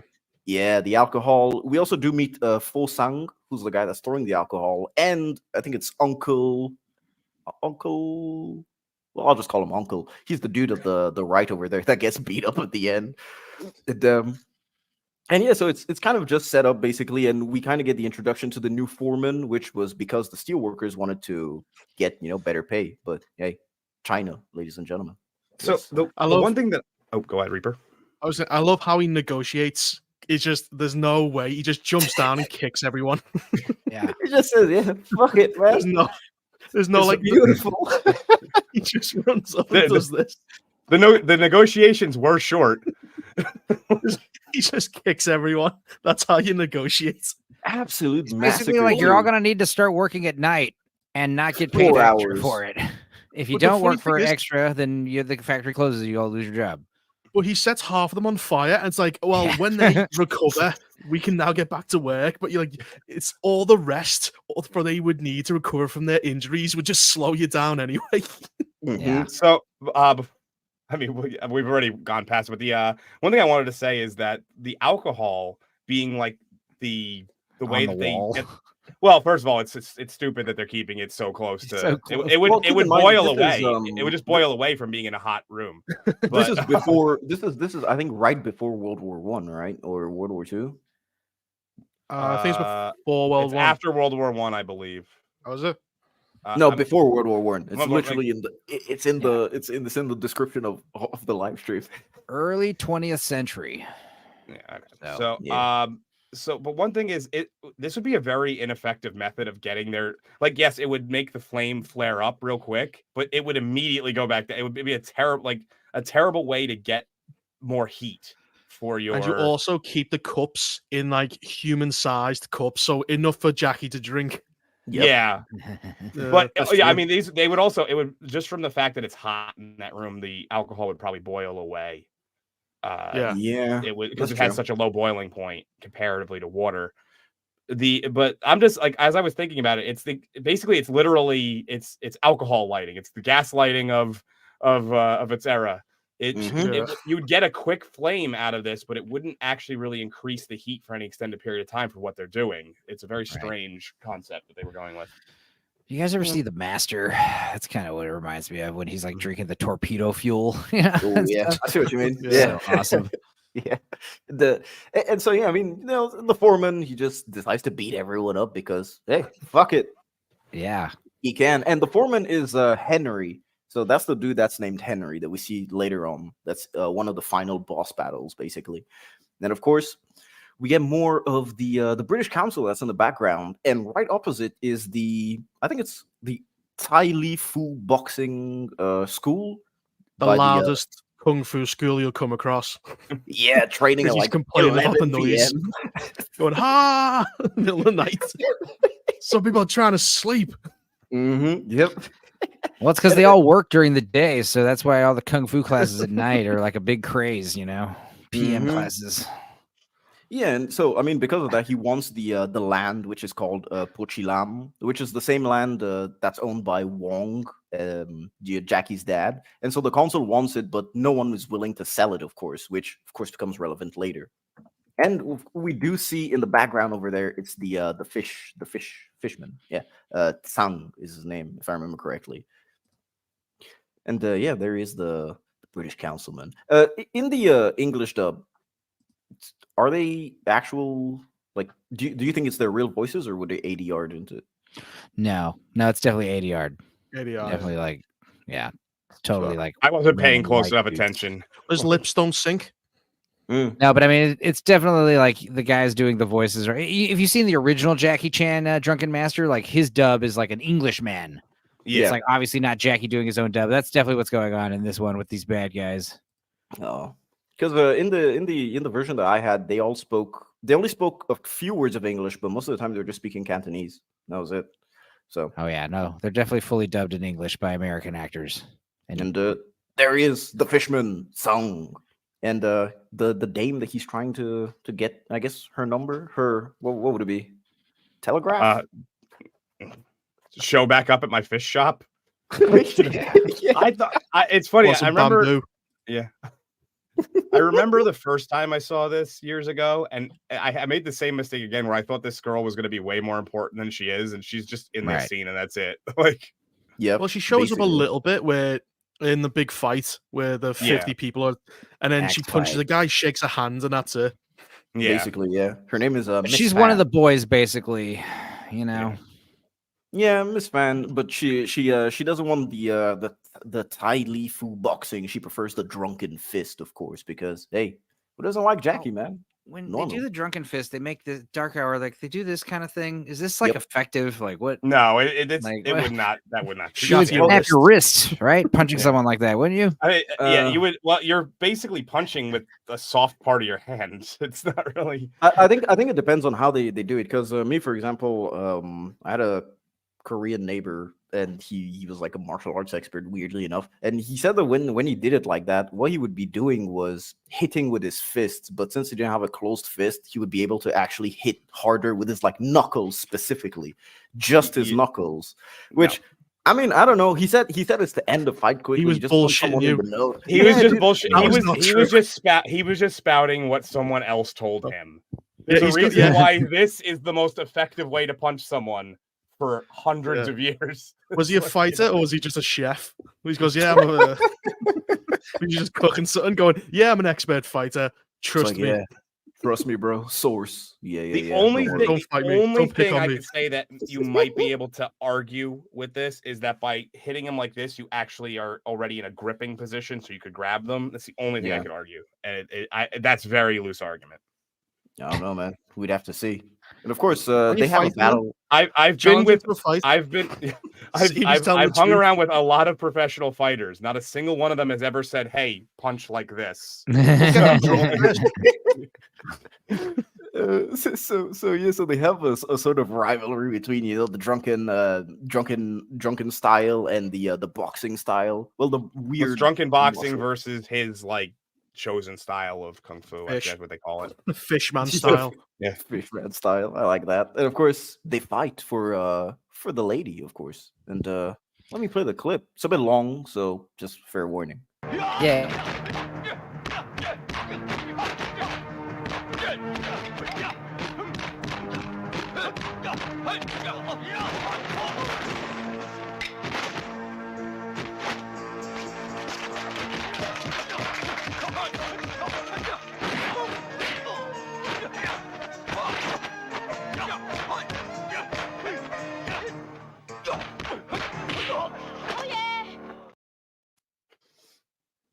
Man, It repeated a few bits then, you noticed, and then Mhm. there's some jump cuts where he's Mhm. suddenly spinning midair.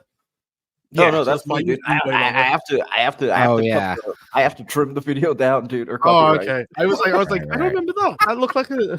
This makes no sense. The I mean, continuity. that does actually happen a couple of times in the movie, though. But Yeah, it it does. wasn't. But the Because I didn't even notice that the first time. I went, oh, that's weird. one thing I will say, so having watched these when I was, a teenager and stuff, and not having been trained to really fight by that point, it gave me a false impression that fights were drawn out a lot longer with a lot more misses and stuff, like a lot more, dodging. And how long does it take for you to run out of gas? Me? Yeah, specifically. I mean, I've sparred for an hour straight before, so I could actually. Not so much anymore. I could probably do about a half hour, 45 minutes of straight. I think the average person can last about like 10 to 20 seconds before they start getting all. Well, you need to know how to pace yourself. That's right. Yeah. Inexperienced fighters is I mean, it's like you run out of gas so quickly when you get in a real fight. You're like, oh my god, this is exhausting. Well, it's because you're not used to getting punched. So if you get punched, it's just that boom, instant. It's now imagine they were animated and pandas. Yeah, wasn't Jackie Chan the voice of the monkey mantis. Or the praying mantis? Yeah, mantis. Monkey. Seth Rogen. No, yeah, Seth Rogen was the mantis. Yeah. Did anyone see that Twitter thing of him? Nah, the Twitter thing about what? Where he just went, "Oh, I'm Seth. I have no kids, and here's me. I invented an ashtray. I just love 3 marijuanas." Yeah, and my wife sit naked in bed and smoke pot and watch TV. It's like, yeah, but do you do anything else? No, he's what was it? Somebody said it. I read the it was one of the main comments. He hasn't done. Sorry, what? No, you can go ahead. No, go ahead. He's basically said, I've smoked pot for about 20 years. His personality has not changed at all. Yep. Yeah. People grow, people have kids, people do stuff. Mm-hmm. People, what was I forget who said it, but it was like when people say they hate potheads, they're talking about Seth Rogen, and that was basically that clip couldn't have summed it up better. Mm-hmm. Yeah, man. I mean, dude, I'm a pothead, but I'm fucking responsible and I do my shit. Like, I don't know. I'm gonna have a family for sure. But it's also not all you talk about. That's true. Yeah, it's true. Yeah, I could be. I could be funny without pot or mentioning pot or whatever. So this is kind of yes and no here. The kung fu movies, the martial arts are the moves. Moves. I think that's what are too perfect. I can agree with that for a lot of times, but Jackie Chan does fail a lot in his movies where he goes to do something and gets like punched instead. So he's like the exception to the rule. All the others. Yeah, he's the exception to the rule. And then follow-up comment, just look at real fights in the UFC or even boxing. Francis got wiped in the second round. Yeah, that is the end of his boxing career. Just so you're aware, he will never box again. Fucking disappointment, man. Yeah. Well, let's hope he got paid. Oh, he did. He got paid. He got paid like 20 million or something like that. I can go look at it. Jesus. Yeah. Hold on, give me a second here. Dude, but I mean, like Jackie, in terms of being a superstar. Wait, what is this under in IMDb? Drunken Master 2. Yeah, so it's under 2 names. Unfortunately, it makes it a little bit confusing. Yeah, so it's either Drunken Master 2 or the Legend of Drunken Master. But Drunken Master 2 is the best bet that you can find. And so what was I saying? I was saying something. Completely forgot. Damn. All right. Well, he made 20 million for it. I go back to Nagano, yeah. Oh yeah. So to make that amount in the UFC, like he would have had to fight like 30 times to make that amount that he made for getting knocked out in 6 minutes. So I think I'll say it was worth it for him. Yeah.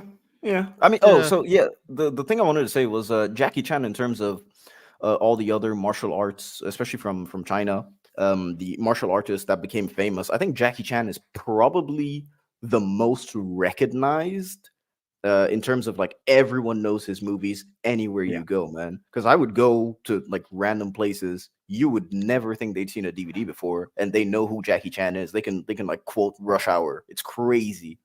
And he was also popular at the phase where kung fu movies were everywhere. Yes. Jackie Chan's face was everywhere. He greatly benefited from Bruce Lee dying. He became like the heir apparent to his. Didn't they used to do? They used to go like the next tiny, Bruce Lee huge, and then Jackie Chan tiny. Yeah. Mm-hmm.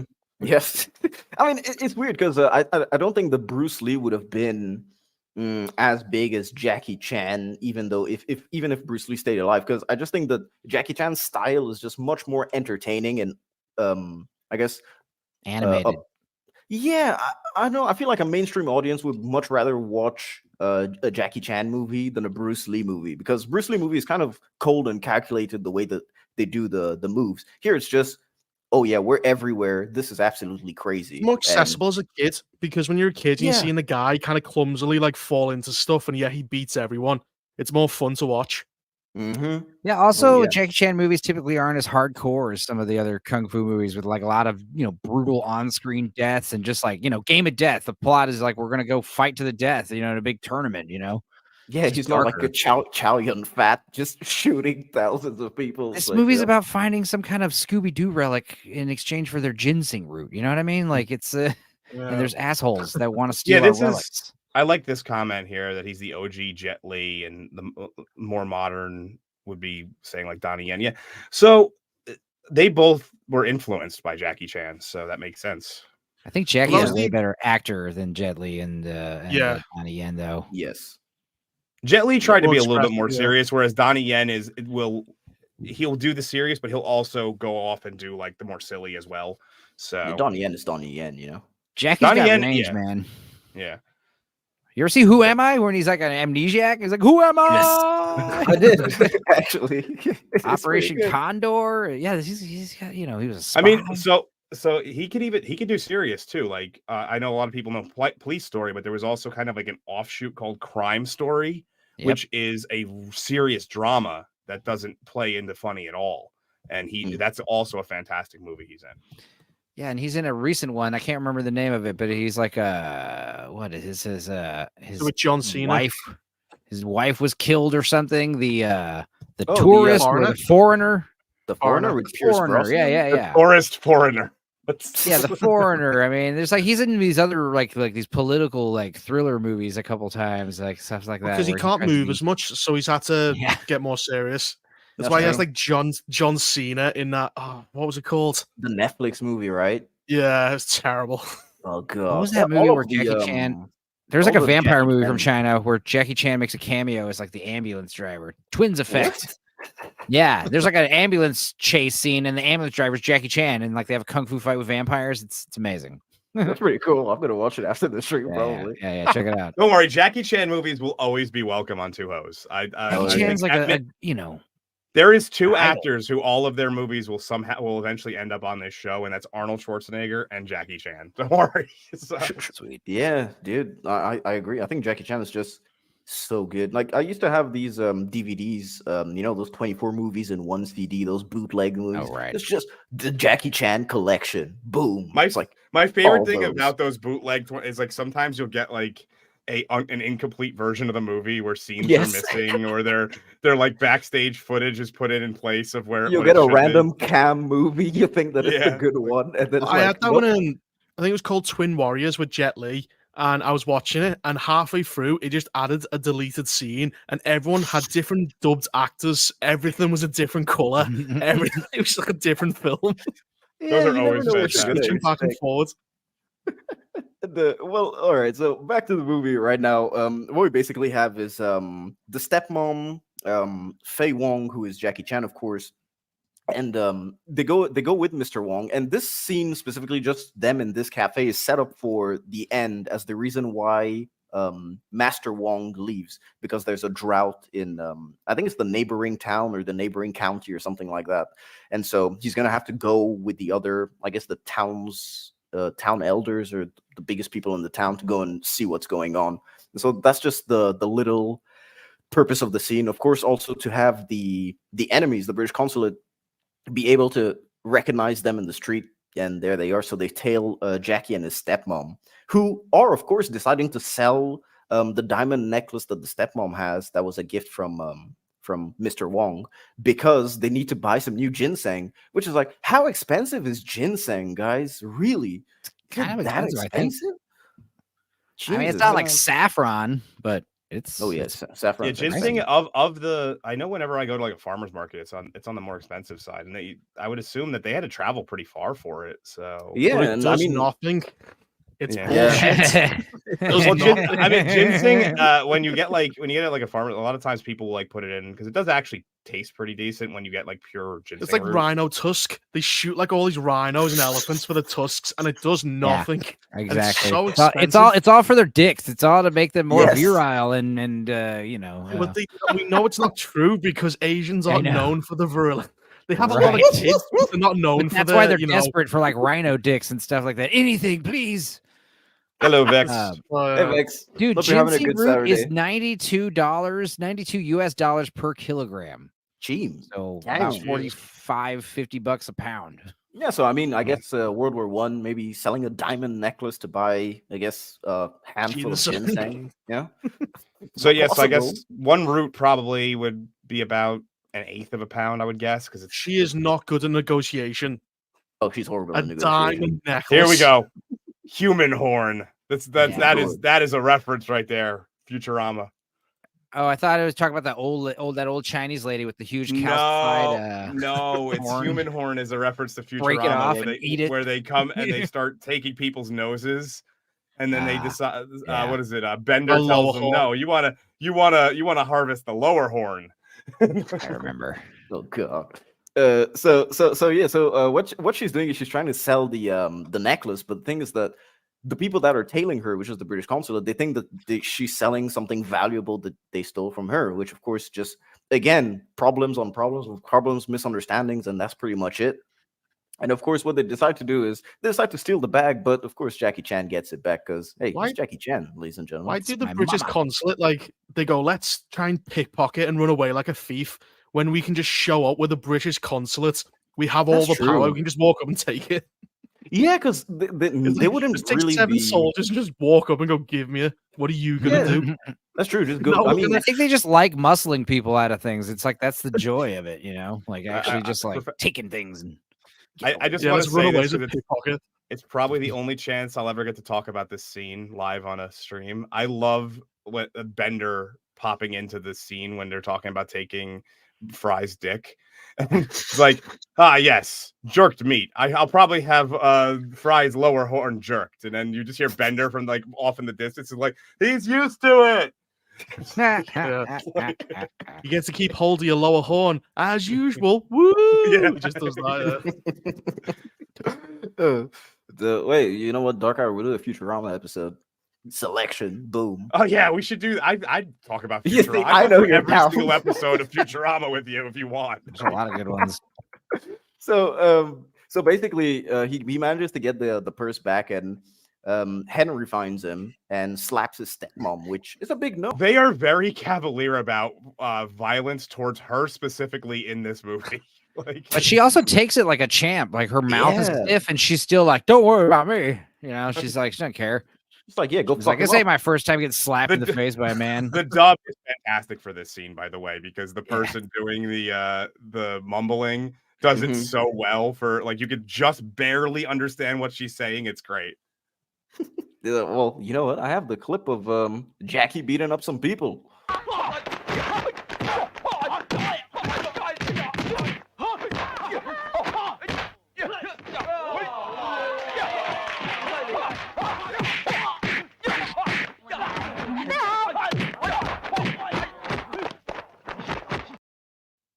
I like how and then- people are more impressed with how she caught the bag than Yeah. him beating up 3 people. It's just the way she just lifted up her the dress a bit. Just like boom. It's like a The power bloodless slap. has been nature. returned. The bloodless nature of taking elbows to the nose is fantastic in this movie. They just know they don't no sell it. I shouldn't say that they no sell it. They do sell the hit, but then they're just like right back and they're fine. Yeah. Well, Mhm, that's yeah. like there's a part later where someone does get a bloody nose and it's shocking. You're like, oh my god, wow.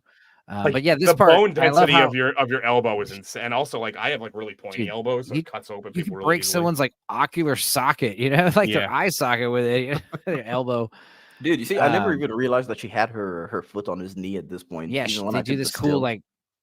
X-Men pose or Stance. something. She Yeah. she tries to get involved with the fights multiple times throughout the movie, and every time she gets like declined for some reason. Well, For it's like, good because we do eventually find out that she's prego, or I don't know if that's a lie or I still yeah. don't know if it's a lie or not. They never address it.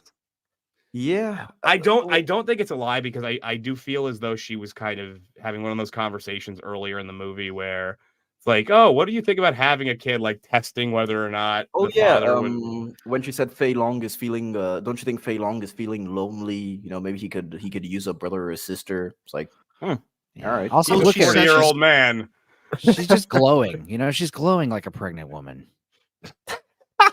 You know, it's stupid, but it's true, man. Like, it's so But they weird. they play it off. It's like, yeah, he's grown, and wouldn't it be great if he had a little? He's not. Let's say for the sake of argument, he's not 40 here. Let's say he's 20. He's supposed to be like 20 in this movie. Yeah, like a 20. Why would he want an infant brother or sister? When what he's would that 30, do for the him? kid's 10.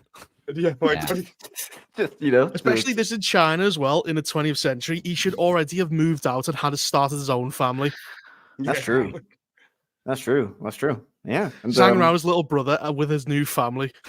to just take care of his brother. That's his job. Yeah, he'd now. end up That's being his family. kid by extension, Default. essentially. Yeah. What if the kid was a different color?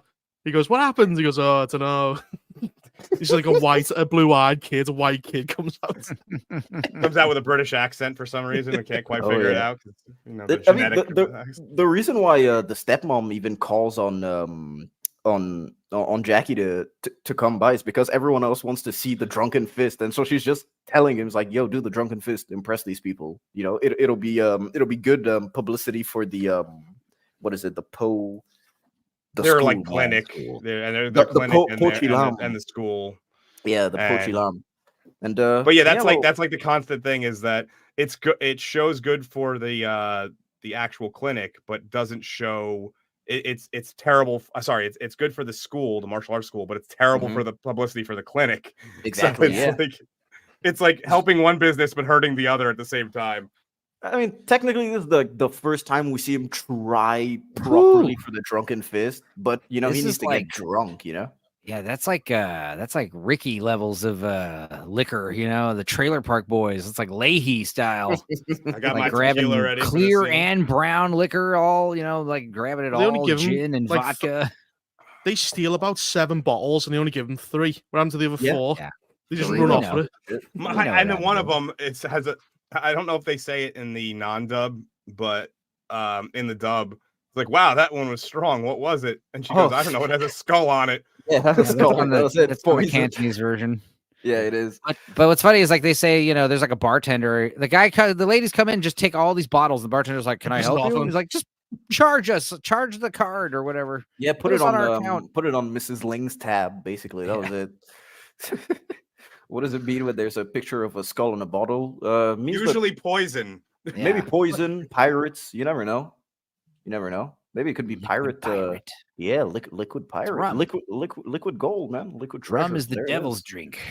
Yeah, yes. The rum's gone, ladies and gentlemen.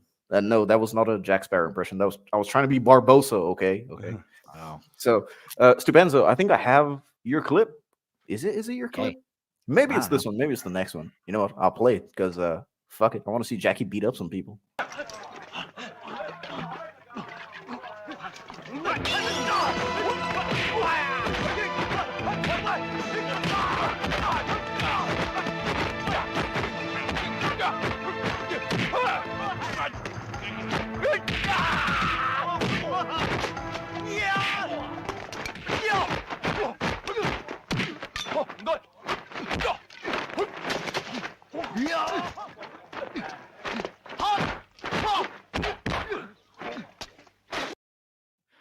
Okay, see- so not only like these, you shouldn't be attempting these stunts. Okay, they're done by professionals, and even if they are done by professionals, they're fake.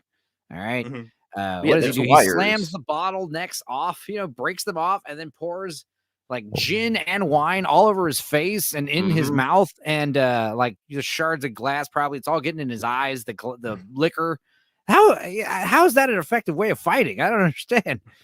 But like, Basically, you not see a mace scene- yourself with gin. but like he leans on a guy. The guy gets up and somehow he sits standing at a 90-degree angle. Yeah.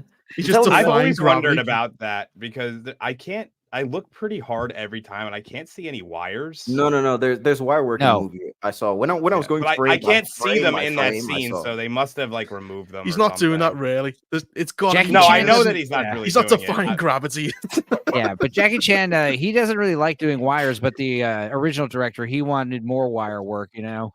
Yeah, like the But, original, like the martial art, the grandiose martial arts stuff Yeah. that we're kind of used to today. Like it's kind of what you think of when you think of like Hong Kong cinema, just people flying everywhere, kind of that. And yeah, so you see, that's what I was thinking about Jackie Chan. The stuff that he does with the bottle, just in this fight alone, it's just exclusive to Jackie Chan. You know, you can't get that from any other performer. Even though they can be as good as him, that's the thing. It's just so unique to him, which Well, I the think bottle the keeps others changing lack. like hands and location. Like the guy's got it, then he opens it, then he gives it to Mhm. Jackie, and Jackie passes it back. Like no one Exactly, yeah. does anything close to it.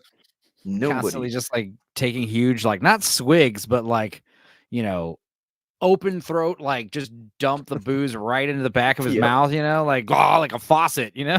It I was wonder how much. insane. I wonder how much glass actually went into his mouth when he was smashed those two bottles together. Boom! Like yeah, fuck it. And now he's fully drunk, ladies and gentlemen. So Yeah, and he this gets that is- evil smile. Oh when yeah, he's the drunk. proper unleashed drunken master. Monkey drink.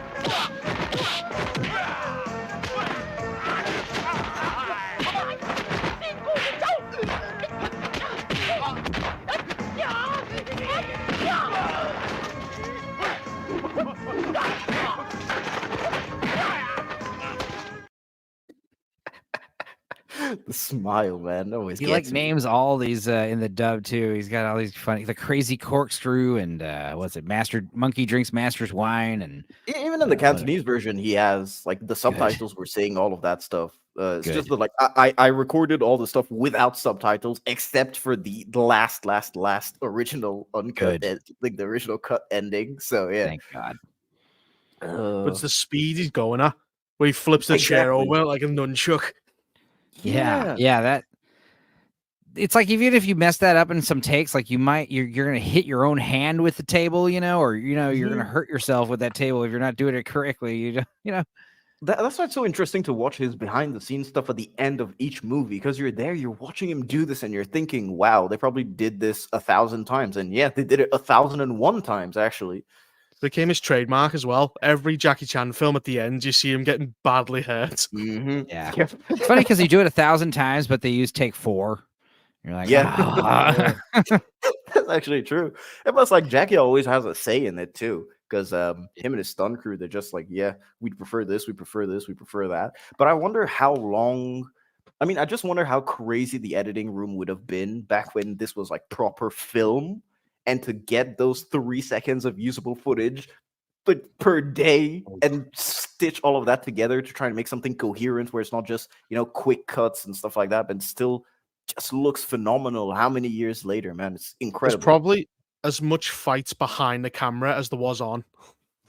Yeah. Probably. Yep, that's true, actually. Yeah, I bet. And yeah, of course. So Master Wong comes in, and basically, his wife. Of course, you get the dynamic again of just her being kind of, I guess, victimizing herself whenever he's around, but like in a playful way. It's just like, yeah, don't annoy me. Go annoy this other person, or just go help your son.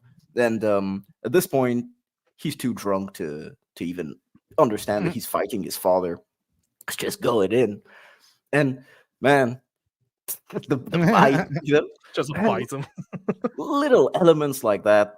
Jackie Chan, I'm telling you. You also have the camera twitching, so when he's upside down, and it's a very slow realization as his dad. Yeah. And even then, he's still drunk, so he acknowledges it. He's like, "Oh, father, that's you." But of course, when he's getting disciplined, it's just, he's still drunk there. I also like how he's all flushed too. He's all red, like he's really drunk, you know? Yeah, Well, he's he back in did the mention film as well. that.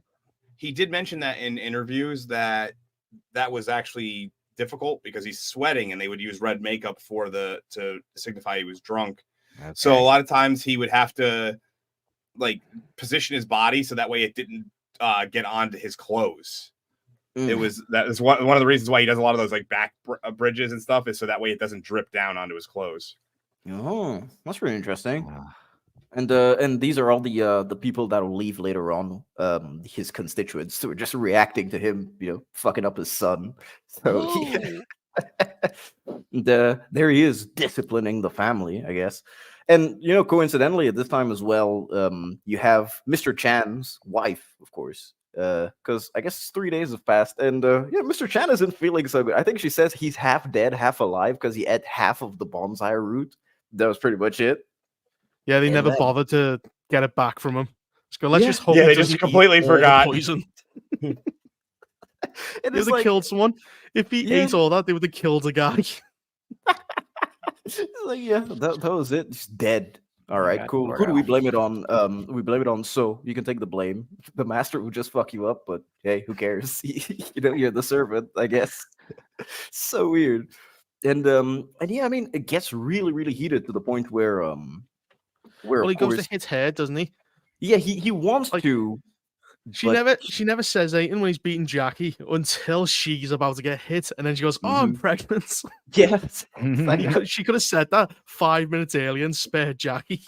It's like, what, pregnant? How long? Oh, 4 months. All right, okay, cool. When did this happen? Well, yeah, it just happened. It's like, now. Was the baby okay? And it's also showing how caring he is as a father, Mr. Wong, as well, because he always cares about Jackie. And he also cares about, his unborn child as well. Because after this, when he starts to beat him up and really just doused him, so he started to get hot, I see, Dark Hour.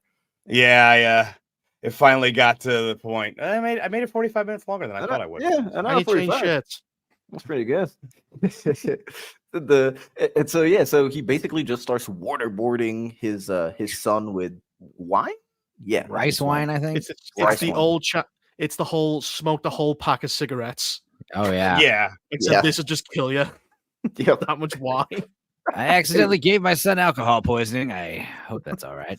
Yep. Tossing him out as well, like properly just tossing him out of the house, being drunk. And yeah, you do feel the compassion because once he tosses him out and he runs away, he sends So to get him, and he corrects which way he goes. Yeah, so went that way. It's just a smart little thing to add to. Yeah, still cares about you. But Jackie's out here like Stupenda doing karaoke on a Friday night, ladies and gentlemen. Oh, yeah, dude, I do karaoke on like Tuesdays and Wednesdays too, man. I don't care what day it is. I just want to say, apparently, Reaper, someone misses your old videos in the chat. Oh yeah, I just woke up one day and you're all just gone. What the fuck? Well, bring them all back. Can't do it. Just carry on. What did they get? Did they get CC'd? They got copyright Basically, yeah, all of them. Every single one just got nuked and went, oh well, let's start again. Is it like a theme song you were using in all of them or something? No, they just went, oh, we're taking them down. I went, oh Jesus. Well, I'll just do it again. We're actually, I'll say it right now. We'll consider this like a intermission. We're actually going through that. So a couple of people had asked us last week about 2Ho16, which was Hot Fuzz, and we officially lost our appeal. YouTube has decided that they could go fuck ourselves, and so we're gonna have to take it down. And it's literally a 4-hour stream that apparently 2 minutes of is copyright claimed, and so I'm just gonna put a filter myself flipping that off and saying fuck you, this is fair use, and we're gonna put the same video right back up, so don't worry, you'll be able to see it soon. Yeah, this dude only does leg day. Oh yeah, for sure. He uses I forgot. I think he uses Taekwondo. Was it? I have to look it up. Taekwondo is like the art of it's like the art of kicking. It's all it is just kicking, which all he does day. a lot of. If you can, like literally every single Taekwondo class is, hey, is there a problem? Can you kick it? Well, now there's no problem anymore. Dude, I even wonder how long these guys can go for in terms of just filming, because The Yeah. leg kicks, the intensity that he puts in all of them is just crazy. And I don't think that they were undercranking back then. Was it even No, possible probably to not. undercrank back then? I don't think so. I don't think so. No. I'm not sure either. Yeah. At least today you can undercrank, but back then it was like, fuck it, we're doing it live, ladies and gentlemen. And Well, and it's yeah, China as well. So if you don't do the work, then guess what happens to you? yeah, that's true. No half-assing is kick him. allowed in China. Yeah, you kick him or I kick you. I'm not sure what which thing am I speaking the truth of? The Taekwondo part? Dark Hour, you always speak the truth. and that's Probably, it. yeah. Unless I everything. unless I say otherwise. At least I speak what I believe is the truth usually. Sometimes it's So we got the there he is. Leg Man is here, ladies and gentlemen. And of course what he came to do was basically just beat up Jackie Chan. Yeah, I was looking for I his came here to kick character. ass and stomach and face and chew bubblegum. And I'm all out of bubblegum. Well, the rest of the crew going, he's like the great fighter, and then Jackie's too drunk, he can't even stand. Yeah. Yeah, so they basically just, beat him I up. thought he killed him at first. When I saw this, Yeah. like, is he dead? Dude, this scene in the Chinese version is like intense. The music is like dun. It's like The Godfather or something, you know. Mhm. It's like horrifying. But in the movie, it's in the dub version. It's definitely more. Yeah, I don't know. No big You just deal. hear like kind of vibe. and He'll that's be it. all Go- right. Go ahead, Reaper. You can talk about how they didn't need this big of a piece of parchment. You can go ahead. Wow. That's probably what the writing says. Tiny dick behind paper. These are 4 letters bigger than we need them. Yeah. Oh God. so his friend. Oh is yeah, there why too, right? does nothing happen to him? They just leave him unconscious. Well, he's not the legend. Like basically, from what I gather is that they didn't care if he got embarrassed because he's just some random fishmonger. mean, He's just Like, random he fish doesn't- dude. Yeah, Well, and, why not? You took the work to put one guy up. You go, well, or maybe they just ran out of rope. Went, well, we were gonna do him, but we only had enough rope for Jackie. It's just like, yeah, fuck it. Because they just ran out of energy. They're like, oh man, fuck this Yeah, I'm dude. not Let's just carrying leave him him on the floor. Yeah, because they didn't even bother to undress him or anything. They're just like, yeah, just How drop many him there. ladders are in? You have to carry him, and Mhm. I'm not doing that. And so yeah, I mean, he tried to help his friend. Didn't work so well, but hey, that's what friends are for, man. You get beat up together sometimes. And There his you go. friend shows up. Hey. And here's some phenomenal acting by Jackie as well, man. The Yeah. scenes where he actually has to cry and stuff like that. Oh God. Gord, nice one. It's great acting, man. I don't know if you guys had to do this, but I mean, my mom, if you fucked up royally, this is how you have to say sorry. Like, get on your knees, bro, and just say sorry. Grovel. Really, like, holy shit. It was insane. I fucked up once. No, you just have to outrun her. That's all you have to do. Dude, that's when she starts like trying to whip you, and then you just grab her back one day. It's like, oh my God, she's too powerful now. You find something, a taller big than me. circle object that she can't get, like a pool. You So just keep running what- around her until she gets too tired. That's what I learned. So my mother one time. So my brother is bigger than me. So I'm 6'1", about 230. My brother is probably he's shorter than me, but probably about like closer to 300 pounds, probably about 280. And like he was a catcher in high school for Mhm. baseball, so his legs are like pure muscle. And my mother tried to my mother's a tiny woman. She's like 5'2", like 100 pounds, a small woman. She decided that she was gonna like try to discipline him and like just like kicked him in the shin and broke her toe. And she was like, I was like, well, I just looked at her. I was like, that didn't go well. Jesus. How you had hoped it would. Did it? Was there any lesson, or did she just run up and kick him? He's No, sitting I mean there my playing the brother was PlayStation. notorious for being kind of Oh, so there's a like that. reason. There was a mum reason. just It just backfired in her face real hard. Your mum just runs in and starts kicking everyone. Yeah, she's kind of like that guy from earlier in the movie. She Yeah. runs and starts kicking everybody when problems arise.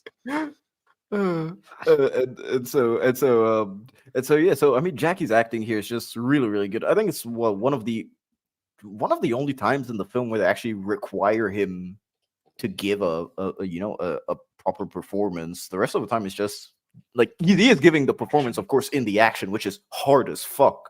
Probably harder than what he's doing now. You know. You also learn why his dad's so against the drunken fighting, and it's because most of the fighters become alcoholics. Yeah. Yeah. So That's what it's he like said. he's actually being harsh to actually help his son. Literally drunk on power, Yeah. Apparently, Because, apparently we're Get sus. drunk and beat people up. and so like it's weird because shit oh dude, I literally forgot what I wanted to say. Holy shit. It okay. flew Acting, out. son. We still It love you. happens. So, so- but that is, I think the reason why they put a lot of those scenes in, like this is one, and then later on they do it a little bit more comedically when he has his like singing sequence and stuff. But they definitely were trying to play up, like I said earlier, that the drinking aspect is not like as fun and cool in this one. No. It's definitely trying to do more of a somber attitude toward it. So Oh, and I remember what I wanted to say now. Since they do say that he kind of learned it from this guy, the drunken master, do you think that he like it already happened to him once, and which is the reason why he's totally against it? You know, to the point where he would just banish his son. So, if you go based on the first movie to the second movie, Drunken the guy who taught him, is kind of he's very much he doesn't have a place he lives. He travels. He's always drunk, obviously, and he doesn't really have anything. And I think He's a hobo. He's a hobo. Yeah, he's basically a hobo who just travels in like whatever odd job money he can get to buy liquor. He does. Yep. And That cane I and think kung fu. Yeah, and I think that's kind of what they were going for, is that it's bridged kind of because of the 16-year gap in the movies and the trying to get itself away from the first one enough where people could watch this one. I feel like they didn't do a good enough job of it. This would have been a great spot for them to use stuff from the first movie, maybe even some flashbacks or something, and they didn't do it. And it would have been, do you remember your master and what he was like? I don't want you to be like that. And so this is one of the spots where the acting is great, but the script kind of fails them slightly in that sense. Yeah, that was like the big fear of the first movie, because he's going to get trained by Beggar So, and it's like, dude, Beggar So like cripples his students all the time. That was like his big fear. That's why he kept running away, and So do you guys think that it was like a rights issue, kind of like Evil Dead and Evil Dead 2? You know, the way that at the beginning of Evil Dead 2 you kind of have that it's a flashback to Evil Dead 1, but it's clearly not Evil Dead 1 sometimes. I know. You know what I mean? When I pull up the Drunken Master 1, it's like the American production company is Destination Films, and then when you watch Drunken Master 2, it's Dimension Films. So it was Sohao. His like common name was it was Sohao Chi. Was the Sohao Chi. Sohao Chi. Sohao Chi what? I don't know. I'm just he has a lot of names. Apparently he's like a folk hero in Chinese like mythology. History?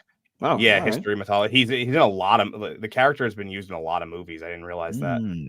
The old drunk beggar teacher mythos. So we finally get the director of the film coming back into his own movie. He's like, I want to fight this woman because she has my stuff. No, I'm just kidding. But basically, he comes back to reclaim his the jade that was stolen from him because the ginseng mix up, and we do realize that hey, he can fight, ladies and gentlemen, and pretty good. We definitely got that vibe when she got that money earlier at the speed of sound, and father was like, "What was that? Would you feel something?" He's like, "No, wind." Yeah, the gust of wind. But, no, she definitely has. I just love the fact that she tries to square up with pretty much everybody in the movie.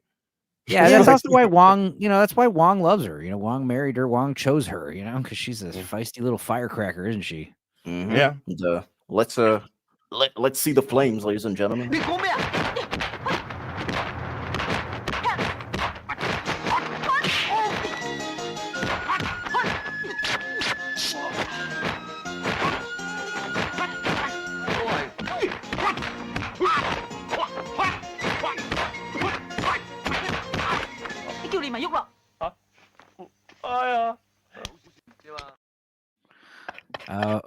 And then the part where the dad comes out, the mom does the same thing to him, like, "Oh, yeah, attack me." But the interesting thing is, like, Wong can fight everyone, but he never does. He's like, which is interesting because, like, it's why she probably likes him because he's like a the toughest fighter.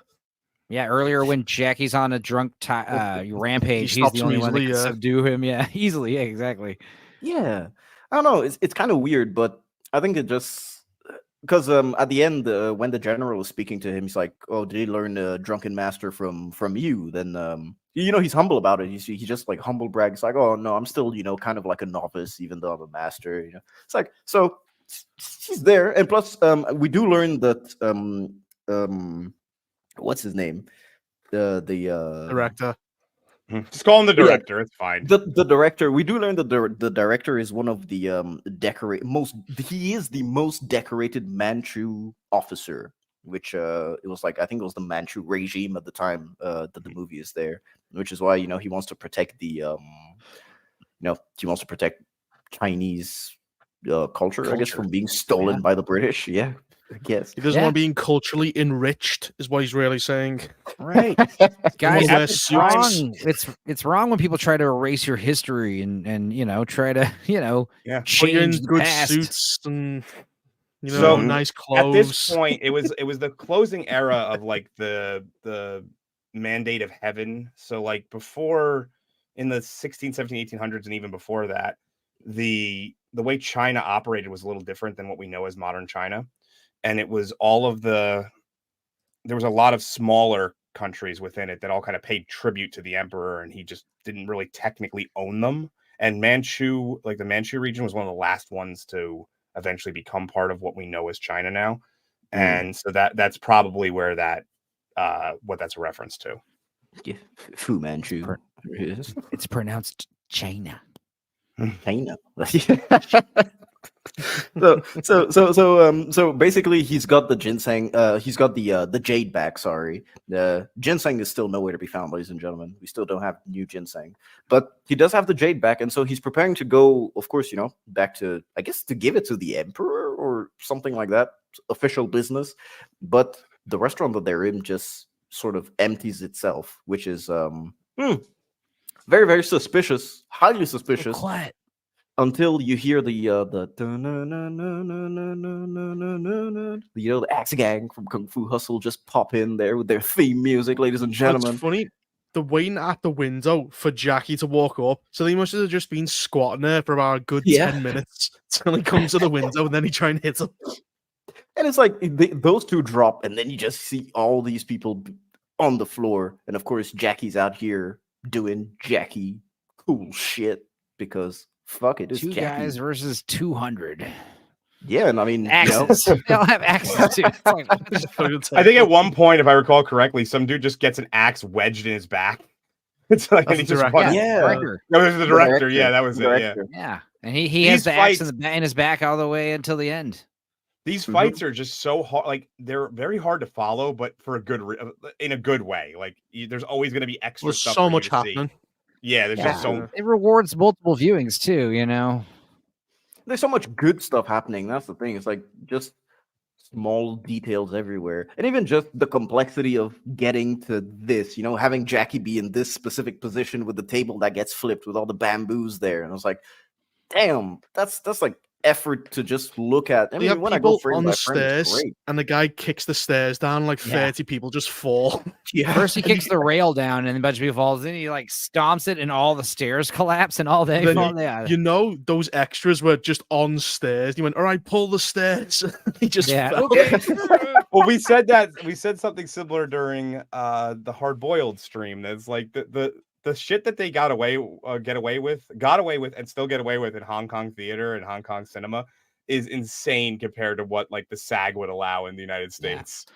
Oh, dude, wait till you find out. Wait till you find out what the Japanese did to those little critters on that Milo and Otis movie. Well, it's like Indonesia does the same on the raid, where they're just throwing people out of the buildings, and it's real. Yeah, but the worst part is like it's directed by a British dude, so they were like, "Yeah, fuck it." Yeah, whereas health and safety doesn't apply, I'll go there. I mean, oh man. Also, by the way, for those of you who don't know, man, the raid had a recent 4K restoration, man, by the director himself. Go get that. It's fucking a lot phenomenal. of this year has been maybe because of the lack of film, like new films coming out. There's been a lot of 4K releases. You know, Oh, I he think was just bored and he did it himself on his Yeah. computer. Actually, like that's what he Oh, that's said cool. on Instagram. Well, I know Yeah, that 'cause- what is it on Tuesday? I think I have the Aliens 4K and True Lies 4K coming in the mail. So nice. I like the aliens, but I don't know, man. The 4K, the fact that they removed the grain a bit, man. I mean, I don't can know. understand yeah. that. I can understand Now, people being upset about James about Cameron that. AI digital Upscaling? restoration. People aren't happy with it.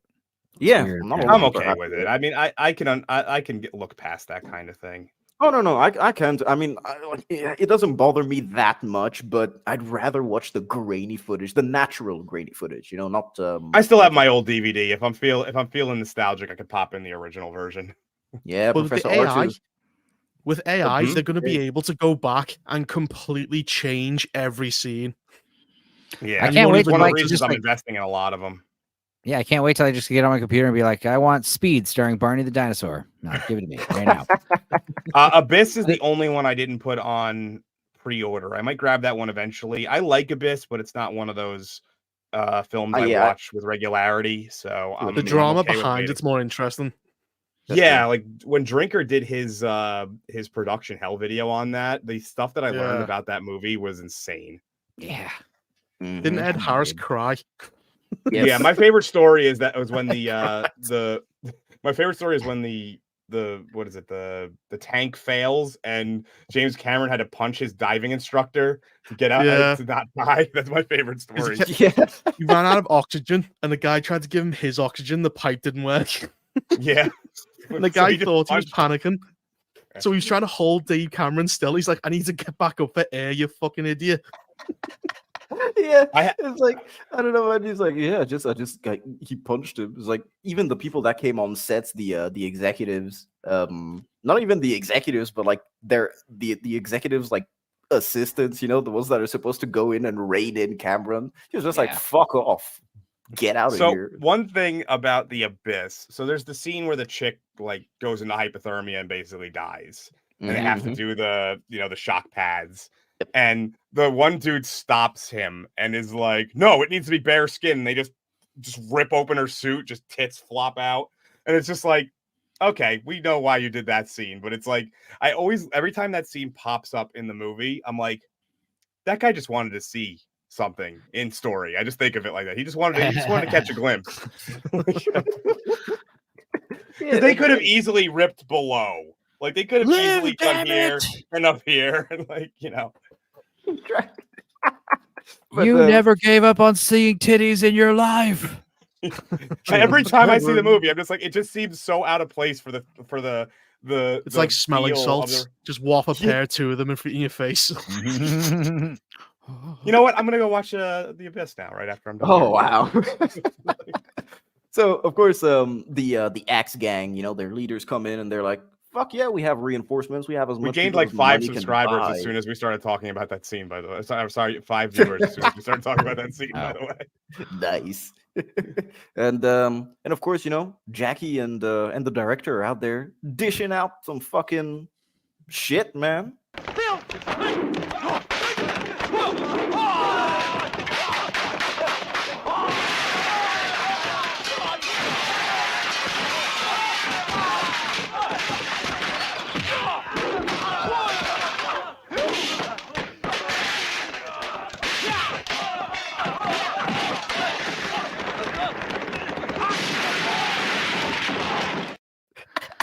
That lousy Chinese construction. Been on Rio Planeswalker in the chat. I've been underwater for months. I ain't seen a pair of tits in forever. I'm gonna take any excuse I can get. Yeah, basically. I want to take the chance to mention now. So since before we go on about this scene, we are going to be debuting a couple of new time slots in the near future. One of which will be Two Hoes After Dark, which does not imply I'm dead, by the way. I will not be dead for those. But it will be more of like the Late night. because we got what was it for what is it? Hot Fuzz, we got age restricted, and it made me think like, oh well, certain films that's just going to happen automatically just because of the nature of the way the film is. We're going to have to talk about things that are going to be age restricted. Mhm. So for when we get those kind of movies, specifically like Boogie Nights is going to be the first one we're going to do for After Dark. Because it's the nature of the film is going to have that happen. We're going to start doing that, and we're also going to have one for more cartoony animation stuff like that called Rising Sun, which will be an early day. So we're going to it'll allow us to open up our schedules a little bit for other collaborators as well. Yep. So Is that what Asians call morning wood? The rising sun. The Rising Sun. Probably. The first one we're going to do for that is actually going to be Ghost in the Shell. So that one also has some nudity in it. Yeah. So. That's true. So, Yeah. like, You know, I had a get little ourselves Russian blue flagged. cat named Kusanagi for a long, long time. Kusanagi. Two Hoes After Dark sounds like a good time. Nice. Yeah, it is. It Oh, is don't good worry. time. I got some cool stuff planned for that first one. Don't worry. I'm not going to make any announcements yet, but And so we've got all these reinforcements that are coming through like everywhere. They're just there. And at this point, he has gotten stabbed. The director has been stabbed, and the bamboo stick that they're using is messed up, which of course just shows their it just shows the resourcefulness out under absolute pressure of both of them. Of how quickly they go from all right, situation is foobar, get oiled up and go. Why there does with he it, people. oil?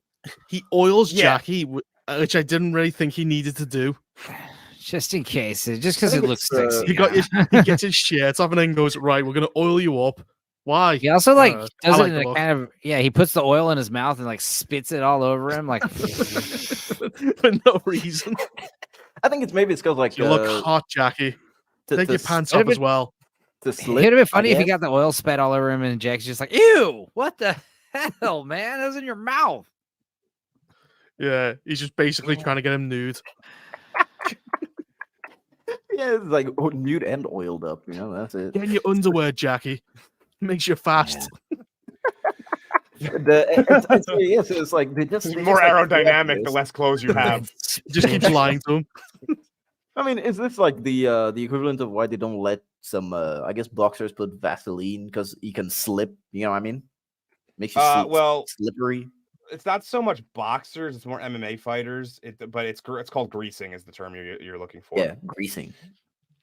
Yeah, and I don't know. I mean, I don't really know how this would help. I guess maybe there's a possibility people couldn't grab him then. Yeah, I guess. I talked about this on Action Jackson. Like he's covered in oil the whole movie, and it's just literally because it makes it look more interesting when they're all glistening like that. That's true. It's kind of like when they show the streets. The streets are always wet, like it's always just rained in a movie for some reason. Because it just looks more interesting. Yeah, all the action stars got all oiled up for some reason when they got shirtless. Yeah. Well, of course, ladies and gentlemen, it's time to look at a oiled up Jackie Chan beat up some dudes.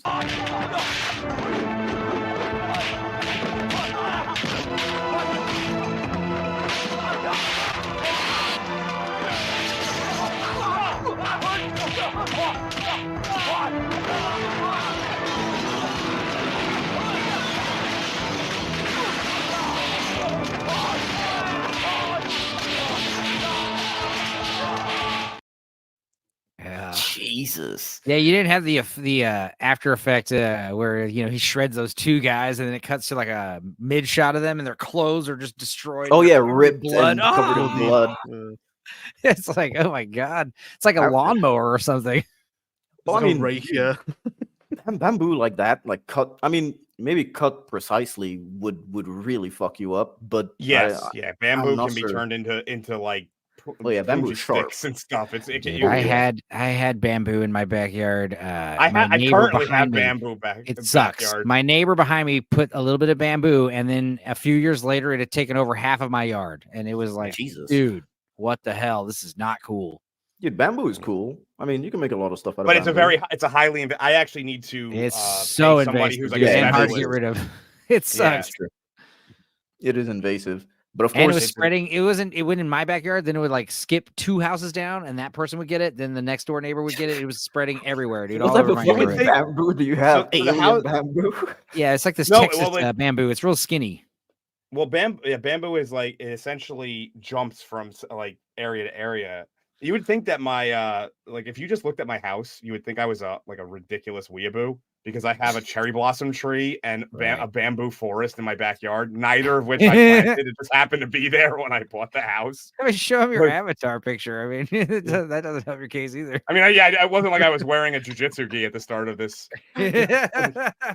Dude, just walk outside your house every day, like every morning in jujitsu gear. Just be like, hey, everyone. It is really nice. So like the cherry blossom tree, the thing about cherry blossoms is they only stay bloomed for a very short period of time. But like that one day where you walk out and it's just happened is so cool because it happens. The whole tree just turns pink. It's really cool. I've always said one of the nerdiest things anyone can do is learn Japanese. Like, just, because you're such a manga fan. That is. Yeah, but you never fully learn it. You only learn a catchphrase. Yeah, baka. I would say learning Japanese because of a love of anime and manga is nerdier than learning Klingon. I don't know. It's just or Elvish. I don't know, man. Who's going to use Elvish? I don't know. It's just like you learn at least just like watch Lord of the Rings. That's it. You could at least go to Japan and use it. True. I understand. I know what I just said sounded crazy, but I think it's one of those things. The more I think about it, I'm like, no. Dude, for Elvish, you just go to white men to learn Japanese. There's only 20 people who speak. I knew a lot of them in college. Like 1 million Japanese people. Yeah, well, that's the other thing is like the guys I know who learned some Klingon. I don't think they were nearly as nerdy as the weebs I knew who learned Japanese. Also, no offense if I'm describing anyone in the chat. Whatever. Dude, I mean, you're describing me, dude. I'm gonna learn Japanese because I want to watch anime without subtitles, dude. Fuck that. I need to, catch up on weekly episodes of One Piece. Go to Japan and get a waifu in a month. Hell yeah, dude! I would go for real. I'm planning. Do you have like a full body anime pillow that you hug? No. I don't have any of that shit, man. I'm not a weird weeb. Not yet. He doesn't have it yet. No, yeah. Well, knock it till you try it. Uninspired. Uninspired. I don't think technically you could be a weeaboo. Well, I guess you could be a half weeaboo. I guess half. Yeah. Weeaboo stands for like white person who wants to be Asian. So it's like you could be a half weeaboo. 50%. Yeah. 50% weeaboo. I don't know. Have you seen like Mexico after Akira Toriyama died? Oh yeah! Oh my god! There was a ceasefire for the cartels. No, that was a joke. I was a joke, I actually said that joke in an AI page, and people were like, "Links, source." That was one of those jokes that's so funny. It's possible because I grew up in El Paso and I had a bunch of Mexican friends, and they literally only speak Spanish. All watch anime, yeah. They all watch Dragon Ball Z in Spanish all the time. They love it. So I don't speak Spanish, and I used to watch the Spanish channel Dragon Ball with the subtitles. And the reason why is for some reason they were always like half a season ahead of the American dub. So I watched a lot of Spanish Dragon Ball Z. It was weird. Yeah, dude. Like I don't know, man. The cartel and Akira Toriyama, dude. It's like just Dragon Ball in general. Just huge. It transcended any kind of borders or anything. It just became a global thing. So it's like a Pokemon as well. It's a very global thing. It doesn't have like sometimes you get where it's big in the country and then a couple of countries, but Dragon Ball was just everywhere. Like Africa. Yeah. The only you can't go anywhere without Dragon Ball being popular. That's true. I actually saw Dragon Ball on TV sometimes growing up, which that's crazy because I never even got Futurama or The Simpsons, dude. So yeah, I got Dragon Ball instead, ladies and gentlemen. I still don't think Dragon Ball was incredibly good, but hey, that's a controversial opinion. Weird ass show. That's a controversial opinion for another day, man. But yeah, so the director is dead, ladies and gentlemen. That is the sad news that weird. Well, he's not only he's the creator. He wrote the manga. No. I'm talking about Drunken Master. Oh, I thought you meant Akira Toriyama. I'm sorry. I realized we were getting back to the. Did he also die today, or he died recently? A while ago. I mean, the British people just shot him 3 days ago. No. No, you mean the character died in the movie? I see what you're saying. I thought you meant the director. Yeah, that got a little confusing there. That was the weird. Listen. Transition. All right. Okay. Akira Toriyama. He's been shot and axed. And now we're talking about Drunken Master 2. All right. It's the dude that got axed in the back. It's the director of the movie. Let me give you his name real quick, just so we're clear. It is teacher Fu Wen-chi by. I'm not remembering that. There it is. The Manchu guy. I know. We know. Here's his real name. Lau Kar-Leung. Maybe. The more names you say, the more confusing it gets. Well, if you can't remember that one, is another Chinese one. Yeah. I feel Lou. like you're just making shit up, Uninspired. Just call him I'm just gonna Jonathan. throw- Too I'm gonna low. throw three Holy one fuck. monosyllabic Holy words fuck. together. Some young Something guy. Wong. Okay. Look. So you've got the main characters. So you got Fei Wong, Kei Ying Wong, Ling, Tang, So, Fu Wenqi, Fo Sung, John and Henry. That's pretty much it. John and Henry. Why is it going? So Guess yeah. which ones are evil? Oh, I think it's John and Henry, man. I mean, look at those names, dude.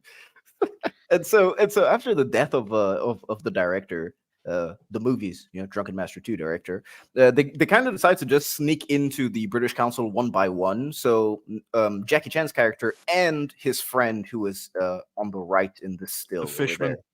yeah, the fishman, but they don't know that they're both infiltrating it the same night. So Well, that would mean they both had to have gone home, not spoken to each other, got in the guard uniform, and then went back together. basically, Great. yeah. Yeah, great minds think alike, right? He must not have spoken at all. Long wagon. What are you doing here? There was a guy, so I'm sure people in the chat as well as you guys played Dynasty Warriors, the games Nope. for. You never Negative. played Dynasty Warriors? Never Okay, even well, heard of Nope. Dynasty Warriors. Really, Dynasty Warriors is Yeah. a very popular series. So it's all about like the was the Three Kingdoms era of China, and there was one of the heroes you could play as. His name is literally Hong Gai, and it's like it's spelled like Haung, and then Gai is like Gai, but it's All pronounced Hong Gai, and I was like, that dude has the greatest name ever. Just a hung guy. Yeah. And so yeah, so I mean, Drunken Master 2, they meet each other, and of course, just again, misunderstanding, basically just fight each other, which is a pretty cool sequence again, because it has, I think this is one of the sequences with the minimal amount of camera movements, but I guess it just emphasizes the tight space that they're in, especially for the You put- moves that Jackie's doing. I was gonna say, play it again. It kind of plays out similarly to what you would expect if like Resident Evil was real. Like every time they move, the camera switches to a different angle. Dude, just watch the Resident Evil animated movies where you've got like Chris and I don't know who's shooting themselves, point blank range, like 50 shots, nothing is hitting. My God. They shoot the fight scenes kind of like they shoot a music video. You do the whole song in one angle, then you do a whole song in another angle, but you do it multiple takes, and you're just like mimic your playing and stuff. But it's like, you just kind of just do one move over and over again. Then you're gonna do the same move over and over again at a different angle, so that way when they switch frames, it'll connect. The movement. The editing just boom, done. And of course they get caught because it was all a trap, ladies and gentlemen. And what they want to do is they want to use them to extort, well, to get a cheaper price on the land that they were looking after in the beginning of the movie. And of course they do beat them up severely. And hey, look, is this the dude that becomes like Indiana Jones at the end of the movie with the whip? Back here. The one in the background, yeah, that's the guy. The guy in the middle. It's with the chain. He has the chain. He just gets a hat from nowhere. Yeah. To tell you the truth, I didn't even Who gave realize him that it? he was in the movie up to that point. I figured that he just showed up and had no introduction, and now this is his introduction, I guess. Yeah, and of course, so on the left, that's Harry. Second left is John. Boom. And they get roughed up real bad. It's kind of cartoony. This sequence was really cartoony when they're getting roughed up, because you have like 6 guys all dressed the same with the boxing gloves. Just And the 3 soldiers. Yes. Yeah, and anytime they start to fight back, they get hit with the butt of the rifle. Right. Mm-hmm. Getting punched with boxing gloves is actually pretty hardcore, because you can get more concussions and stay conscious for it all, and it's like, ugh. Well, the boxing glove is more to protect the hand of the Right. That's it's not really. It It does disperse some of the impact, but for the most part, it's to protect the hands of the fighters. So. No, yeah, dude, I've seen a lot of papers arguing that like bare knuckle boxing is like way safer. Because no, man, like when I was growing up, like next to my not too far from my house, there's this like boxing Korean thing. guy. No, like proper. with the backwards hands. Who's like, well, he's got hundreds of stories about the Korean guy. Punch through metal.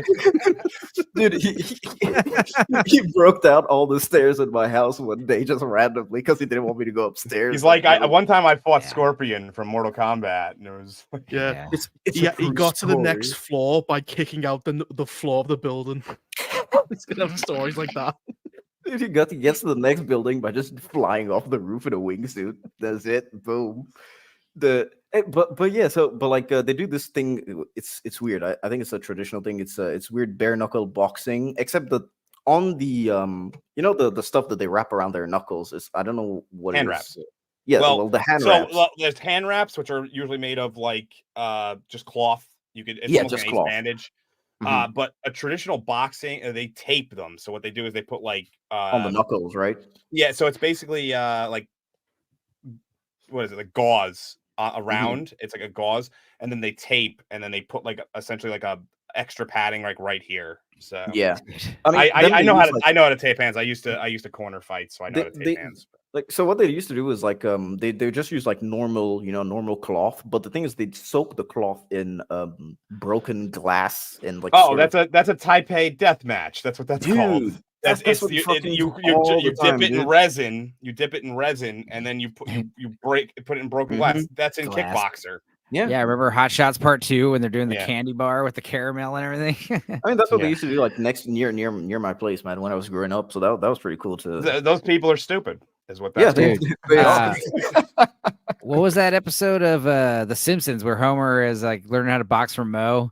And Moe's like, here are my old boxing gloves. And he's like, what's this? And it's like rusty barbed wire wrapped around the glove. He's like, oh, yeah. They used to call that the stinger. They don't let us use that no more. But yeah, so like they dip them in resin and glass. That's some people call it Taipei death match. Some people just call it what is it? A Bangkok death match, because in Thailand. It's professionals too, you know? That's the thing. Yeah, it's stupidity is what it is. It's professional stupidity. Oh yeah. Well, it's a guaranteed way to die from infection. Oh yeah, that's for sure. And what about those wrestlers who like hit each other with like, fluorescent light bulbs and barbed wire and all that nonsense? Well, that's all like, I mean, I have a great affinity for pro wrestling. I think it's actually a very awesome performance art, but a lot of those weapons they use, they specifically, I mean, there's some things out there that are insanity, but a lot of the ones that they use, like the fluorescent light bulbs, they make sure to take out all the carcinogens and stuff. It's like it's too much argon in the blood. Yeah. Pussies. No, I'm just kidding. I'm trying to put together a stream for the movie The Wrestler with I would love to get Necro Butcher on that. I would love to be on one of these discussion panels one day where it's like 4 grown men and we all end up crying, like, for whatever movie it is. I don't care what it is. That would be amazing if that happened, Like Barbie or something. We're all Eraserhead. I used to go to GCW shows years ago, and they used to be way cooler because you used to be right up against the ring. Like they didn't have a barrier or anything. You'd be right up there. And those were some of the funnest shows I've ever been to, and I mean, not just wrestling shows. I mean, every show, whether it be concerts or anything, because you were part of the show. Like they would, you were essentially in the ring. They were fun. GCW was a really fun promotion. All right. Well, back to the movie. At this point, they've given back Jackie Chan and his friend Tsang, but they've sold the land, of course, back to the British Council, sadly, for a very, very cheap price. And again, it just brings back the trait that we saw once we first met the dad, where it's like, yeah, I mean, material is bad, but I mean, you still sold. This might be the most judgmental picture ever, like the most judgmental slide in the history of this show. What did you do, my son? You broke in? All right. I got a B. A B on my grades. Oh yeah, and so now after all of this is done, and they finally start to shut down the steel mill. Yeah, they shut down the steel factory, and the reason why is because they want to transport more stuff and get rid of the workers. So that's the way to do it. Because I think at this point it's where they learn that there's 10 days, to go. So they send in Uncle, who's on the right, and this guy is called Fo Sung. They send in both of them to go and investigate what's going on, and that's what they find out. It's that the antiquities are being stolen from China. So what they do is they Oh wait, no. So what they do is get attacked by Indiana Jones, of course, and then Whoa. oh yeah, dude, that this dude just breaks Did he metal. just bend rebar? Yeah. Yeah, he did with his arm, dude. Rebar in this movie is definitely not rebar. I don't know what they have. It's like aluminum rebar. I don't know what the Chinese are always cutting corners, man. and I mean the uncle I mean not really, have you seen the roads in China, dude? It's fucking sinkholes every day, dude. It's crazy. And in the buck along. Oh yeah. And so uncle basically just he's done. He's stuck there. But Fosang does manage to escape, and he regroups with everyone, and with the encouragement of Ling and everyone else, they're going to attack the steel factory, of course. But at this point, Jackie's dad, isn't Wong basically telling Jackie to just keep writing on fans? Yep. Like Bart Simpson on the chalkboard. He's just making them write out the same thing over and over again. Yep. I would like to point out the consistency of Ling's outfits, by the way. They're basically all the exact same outfit, just a different color each time. So, like one's orange, one's blue. And it's a good thing to have, man. It just keeps the closet nice and fresh, man, nice and tidy. I wish my whole wardrobe was nothing but moo-moos. I mean, I have at this point, I have like four or five shirts that say varying like host in some way, shape, or form. Host number 2, host number 3. I also have the special guest shirts. During a pandemic, you're walking around with host. It's like, well, he's infected. Well, I didn't get these until recently, so don't. Yeah. I put them away. The next pandemic. Hey, man, we could still hope for another pandemic, right? Oh, there's another one coming. Don't worry. There's another pandemic. No, it'll be a information blackout, power outage, or internet goes down. That's what's coming. Solar flare. Man, I've already lived like 3 months with no power, dude. I can do that shit. Easy. Oh yeah, I lived through that for a while. I lived through Hurricane Sandy. It sucked. Oh, dude, I just couldn't pay the electricity bill, dude. Sucked. Well, dude. that's different. You were in a situation that was pseudo your problem, like your own personal problem. I lived through like one of the worst storms in the history of life. But you survived. And to this day, I'm shocked. So my house at the time, like the flooding came up off the water, and it just stopped right before my house, which would have flooded my basement at the time. It was, dude, like, I'm telling you, like it was like 6 feet from flooding my basement. Dude, it's because your jujitsu aura was too powerful at the time. Just said fuck off, you know. That was actually the only place I could go. So my old jujitsu school was on top of a firehouse / first aid squad like building. So they had power generators. So I would just go there, train, so I could shower. That was what I did. Cool. Like, nice. I would drive over there to train just so I could shower. That was like basically the whole thing. One day we'll eventually watch all these two hosts and cut down sections where like jujitsu stories with Dark Hour. Oh well, eventually we'll probably do a movie where jujitsu is a big deal, and then I'll just have like 100 stories, and the entire stream will just be me telling stories. Are the problems that you just solved with jujitsu like a maths test, and a teacher comes up and just flip them? So my judo is actually not that good. I'm like, I have like 3 takedowns that I'm decent at best. And but the problems have nothing to do with martial arts, and you just keep involving them. You go, like, do you have any? You know how many seconds for that, and you just they're like, if I have 4 apples and I eat 2, how many do I have left? It's like, well, how many seconds does it take to stop blood flow to your brain? What? It's like, no. Questions make me confused, and that makes me angry, and then you start hurting people. Boom. That's that guy, like the drunken master. No, I'm like that guy from the foreman from the factory. Oh yeah, from the factory. Yeah, just jumped out, dude. Back to work. Just throw him into a furnace or whatever he does to them.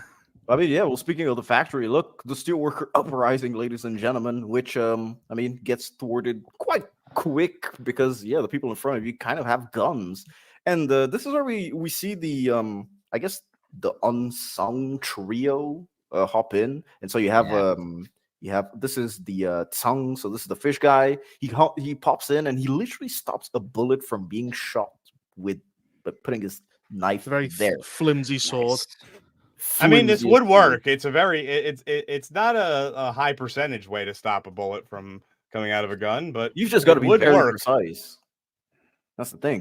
You've got to be really precise, but it would work. Yeah. And then of course, you have. I'm not sure what this is a reference to. The new Cobra Kai, folks. Riveting. I'm not sure what that was a reference to. If you could give us some context.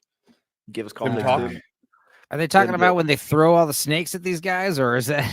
I'm not really sure what that was in context to. So, like, if we could get a just some. Yeah. Yeah, that's fair. Yeah. In terms of the movie, this is Miss Fan, who's there. She's just throwing the snakes at them because she was the Takes a snake lady bucket at of the beginning. snakes. Yeah, she sells snakes, and so she's not afraid of them. And of course, they managed to get back at the guns and reverse the situations. So from left to right, left is Tsung, middle. You guys will never guess the dude in the middle's name, dude. Never. Steve. Starts Neville. with an M. Starts with an M. Marcusio. Mercutio. What the fuck? Mario. I don't know. Hey, Dark Hour, don't look it up. Hey, I see you. I see you. Mephisto. No, I'm not looking it up. I'm looking at Malcolm. something else. Malcolm in the middle. I'll give it to you. I'll give it to you. All right, his name is Marlon. Boom. Oh, I could have Like guessed Marlon that if you Brando. give me enough time. I bet you if we had gone an hour of guessing names, we would have gotten it eventually. Ooh, an hour. Yeah, sure. Why Yeah. not? It's possible. The right is Fo Sang. Behind is Fan, and then of course Jackie out there, all dripped out, all in white. And here he is, ladies and gentlemen, Indiana Jones. Well, I mean Indiana Wong or something, maybe. Ooh. I mean, it's a great place for a third act. What do you guys think about just the location itself for a third act big fight? Oh no, definitely. Yeah. It's a solid placement. Yep. As much they as I ever love the done big it? axe fight, this fight is better. This scene is amazing from here on out. Have they ever done Steel Factory fight before, maybe in a martial arts movie? I wouldn't be shocked. I'm sure they but- have. It's a great location. A for any warehouse. kind of, like Yeah, a warehouse of warehouse. some kind. Yeah. Yeah. Well, this Okay. also came out after or before Terminator 2. I mean, they were both probably being made around the same time or slightly before one another. But So I it's looked it cool up seeing because this, like, I knew this old-timey. detail. It came out Henry, after.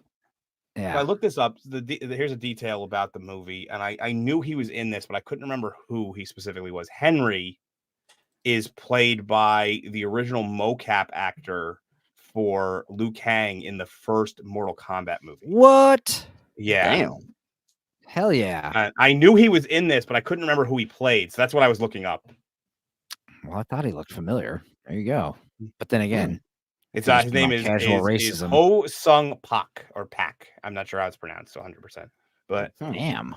he was also in that WMAC Masters. I don't know if anybody remembers that. Of the four of you, the only one that would probably remember it would be Stupenzo. It was that like martial arts show on like Saturday mornings when we were kids. Do you remember that? No. It was like this like cartoon or live action? terrible. It was like this live action martial arts show. It was the World Martial Arts Council or something like that. Yikes. Yeah, I don't know. But I do like this old timey, steel mill setting. Whatever. well, especially the amount of times that they managed to just like refresh it, as I said before, just take you from one place to another, and each time that they change, sort of change rooms or something, it has its own problem. That's Yeah. all feel, That's- yeah. This was the context for that comment, by the way. I was kind of joking about the Jiu-Jitsu talk. I thought that you guys were talking about a movie. No, we were talking about my life. That's what we were talking Yeah. about. 15 years No, of but- getting my face pushed into the ground. Okay. But back to like Mortal Kombat though. That was something like these later games started doing and really haven't stopped doing. Was like, the idea is like the fight like moves into another area. Yes, like, that levels really have, like, started with multiple DC. tiers. That really started with like Mortal Kombat versus DC. DC Universe, Right. and then they took it later into the versions later. But, The- cool mechanism. But yeah, man. Honestly, we're almost done with the movie. So let's power through, man. Let's see Indiana Jones versus Jackie Chan.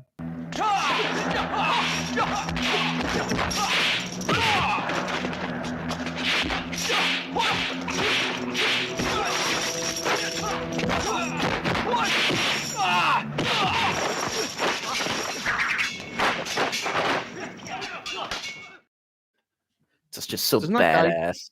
Doesn't that guy go to kill him? He goes to like squash his head.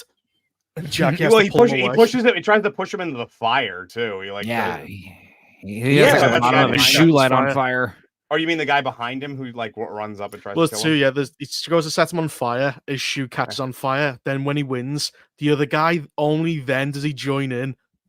Yeah. When the Yeah. fight's over, he goes, "I'm That's when joining Jackie in now." saves him. Jackie's Well, like, he tries- don't do that. Yeah, he Yeah. tries to crush his head. Yeah, He tried to does. I mean, steal his kill. That's what he was trying to do. There's a Yeah, couple well- scenes in this fight. There's like another scene where like one of the henchmen gets lit on fire, and Jackie's like, "Help me put him out," you know. Yeah, actually, that happens Uh, like 2 or 3 times where he keeps right, putting out it's some cool like stuff the, like the that. henchmen. And then they just stop fighting because he's setting them on fire as well. yeah. I I mean, go, like, fuck this. I am not being paid enough. Yeah. I mean, so this is kind of like the first act of the fight with the Indiana Jones guy. Then of course it evolves again, which let me just see if I've got the numbers lined up correctly. And yes,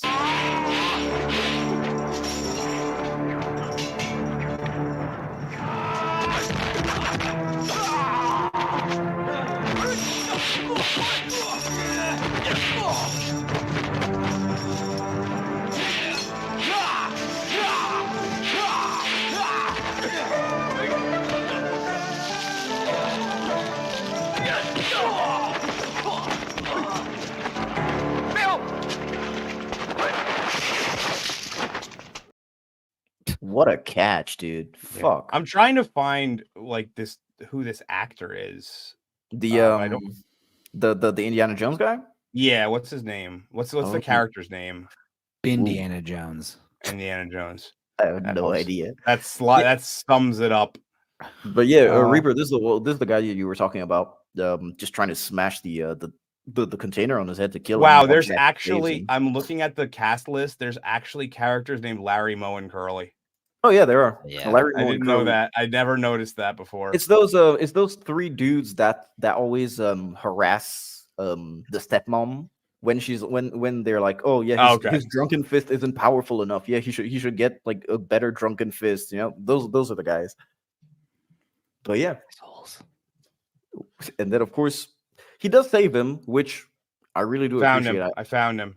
Nope. His name is Vincent Tanani. Tuatana not gonna work here anymore. No, I don't think he's from. So he is French Polynesian. That's why I was looking him up. I was like, this guy doesn't look Japanese. What's his name? No. Vincent what? It's Vincent de Tuatane.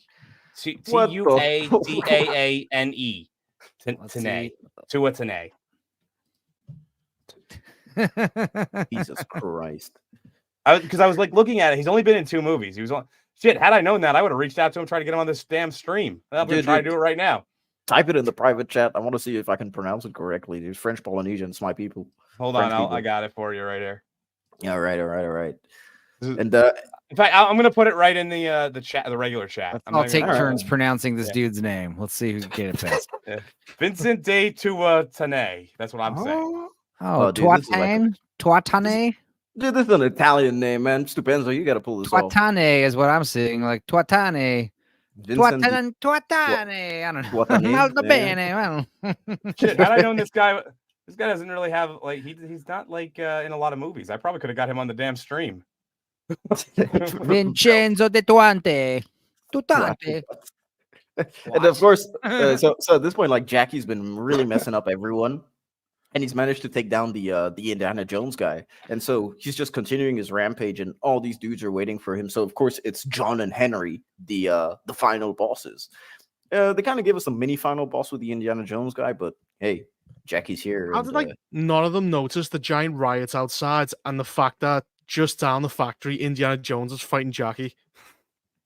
yeah, that's true. They're all going through the boxes like they don't even notice a giant like army is outside.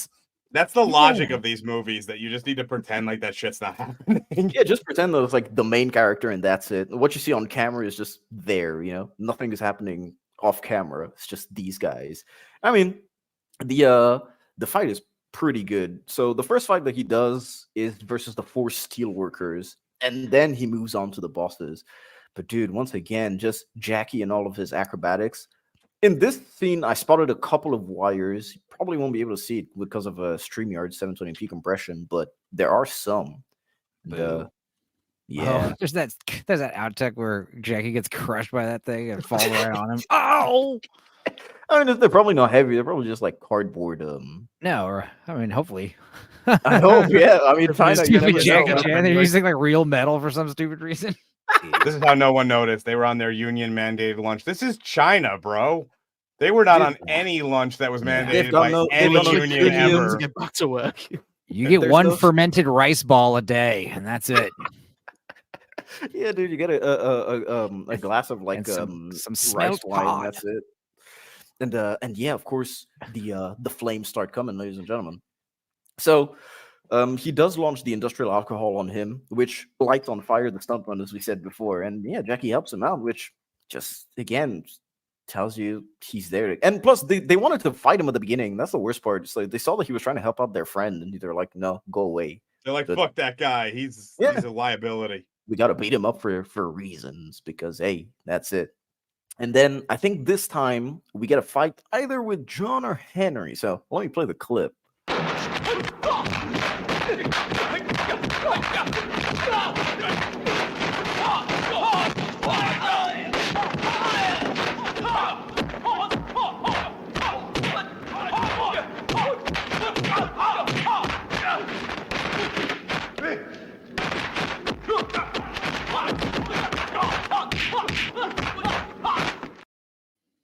I'm so glad you got the like footwork. I use that in my videos all the time. Like I love that footwork that he does. I think it's really great, but realistically, would these kicks have proper impact?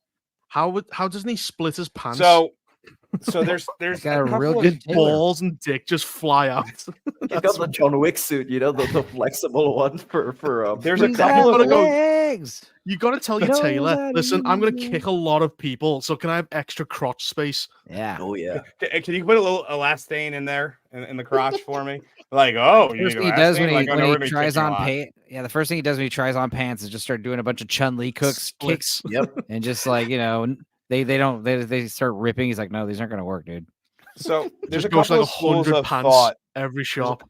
There's a couple of schools of thought on kicking, and I'm of the Muay Thai side because that's my background in striking is Muay Thai, and is that you need to put your whole body weight into the kick for it to be effective. Exactly. Then there's the more karate taekwondo school of thought, which is that you can kind of point at the knee, which is it's essentially your only. It's like the equivalency to like doing this with your elbow, but with your leg, and it's more about volume versus necessarily impact damage from each strike.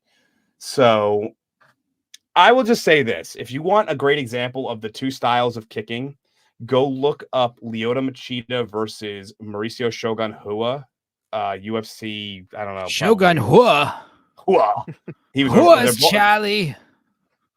Those are great examples of the two different types of kicking style in that one fight alone. So and you determine which one you think is more effective. So what, you've done Muay Thai and Jiu-Jitsu? I did Muay Thai, boxing, Jiu-Jitsu. I've also cross-trained in judo, and I've cross-trained in judo and sambo as well. I thought you were going to read the dance. Sambo. Sambo. Not samba. Sambo is the Russian martial reggae. Yeah.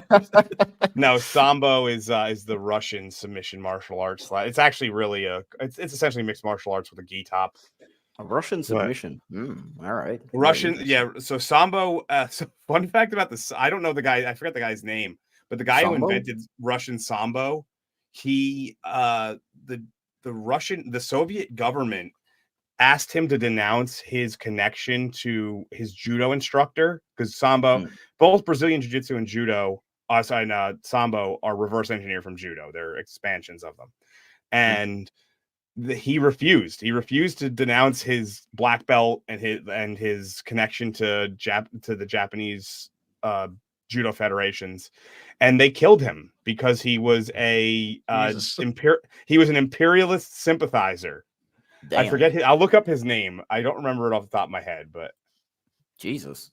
Well, I like to study the method of Rochambeau, where you kick each other in the nuts one at a time, and oh yeah, you know, it's like what whoever goes first usually wins. I'm probably gonna pronounce his name incorrectly, but let's see. It was one of these two. Hold on, let me see which one actually died. You can keep going, and I'll say it afterwards. Yeah, all right. I'm more just get a gun, skip the whole training. Oh yeah, I'm in Texas, baby. I got guns in every room in the house. I got a gun in here, in the man cave. Well, I have to get a crossbow. Here, this is him. It was his name. I'm gonna butcher the shit out of this name. Vasily Oshchipakov. Oh, He Vasily was Oshchipakov. Oshchipakov. Vasily. It doesn't matter. Vasily Oshchipakov.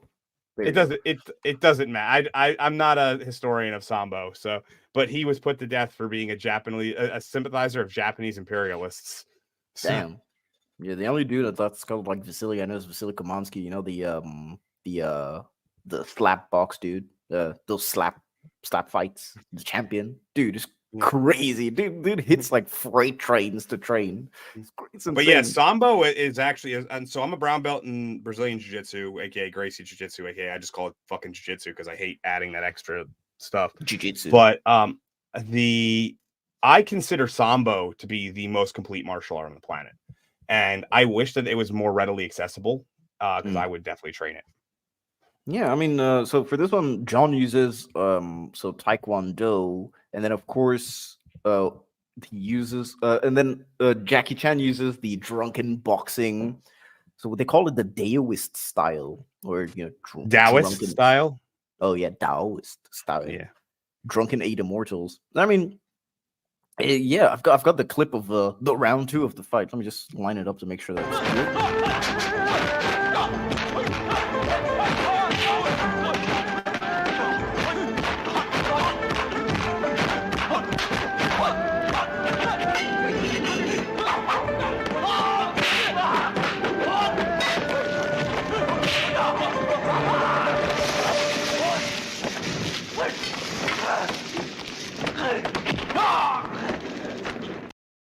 That was the worst missed kick in the history of kicks. By the way. Yeah, dude.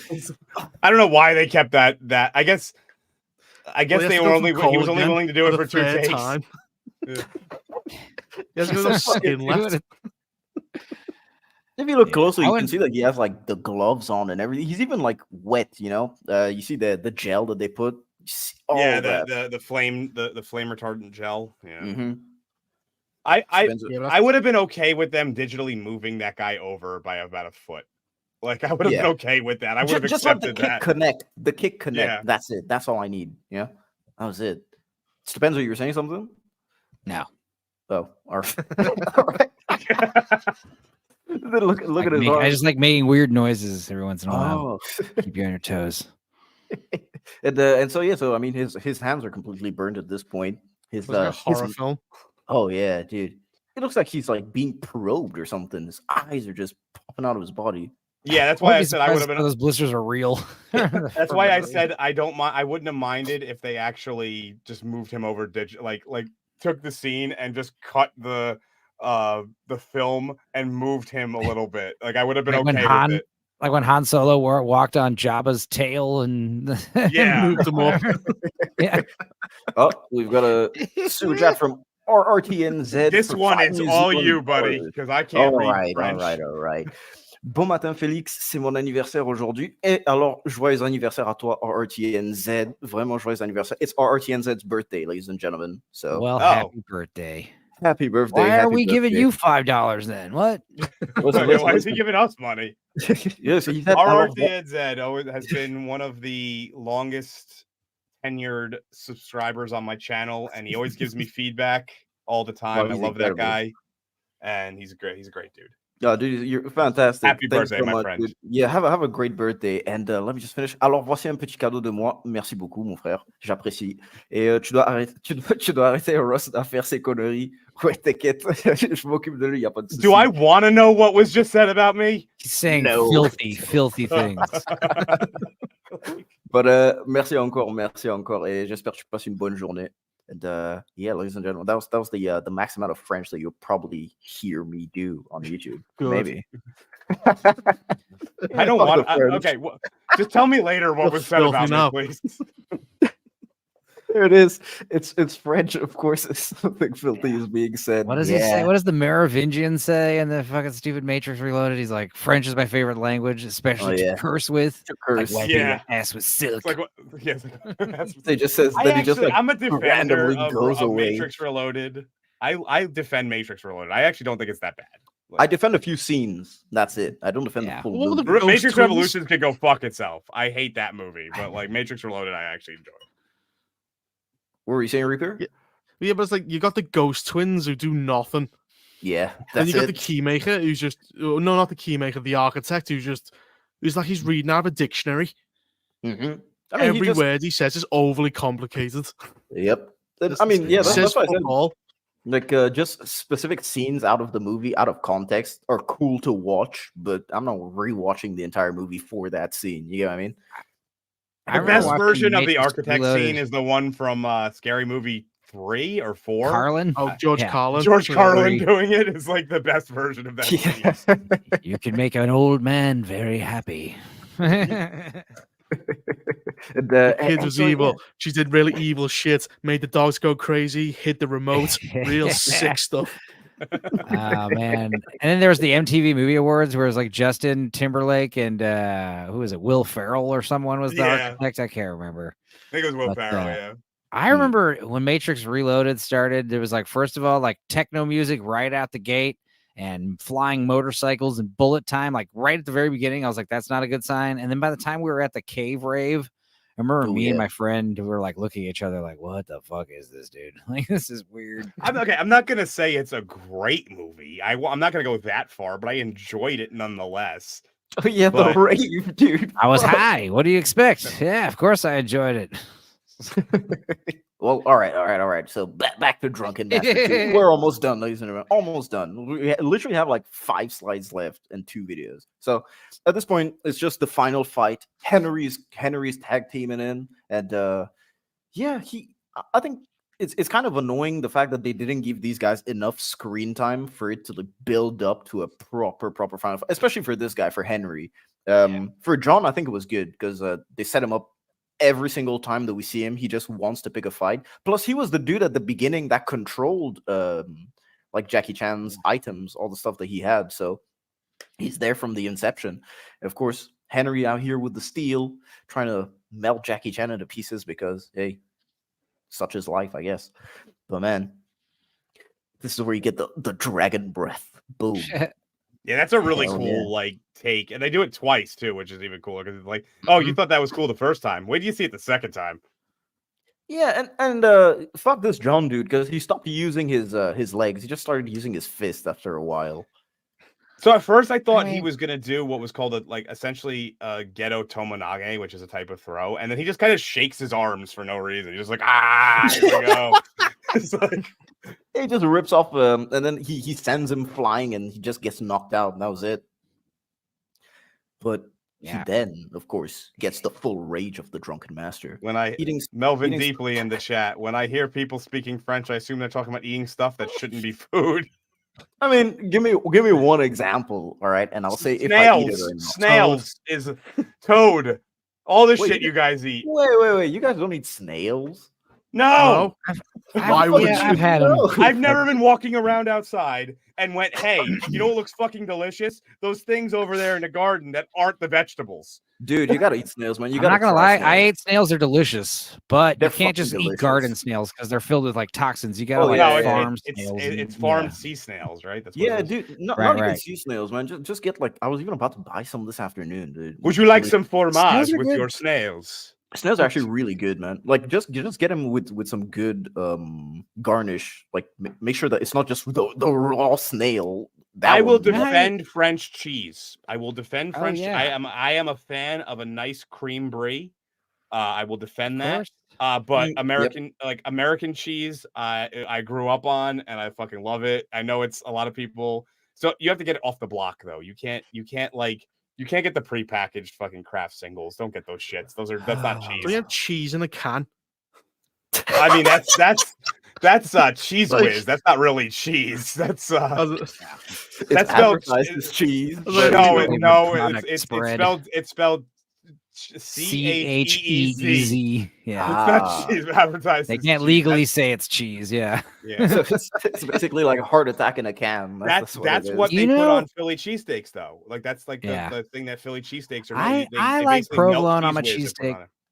Yeah. Some people like the cheese whiz on their cheesesteak. That's crazy. I don't know. I'm actually a fan of mozzarella on my cheesesteak. Yeah, I like the provolone and mozzarella. Do you You guys, know, you're eating French food. It's like 2 sticks of butter. That's like the first thing you put in a pan, like a huge, yeah, they put a lot ungodly of amount butter. of butter. Well, we had this conversation. What was it last night? I mean, I know we're at the end of the movie, so it's not that big of a deal if we do this. But like, we were talking about like I was joking with Reaper about because like British cuisine is like a Beans joke. and toast. Beans on toast. It's just hideous. All right. Yeah.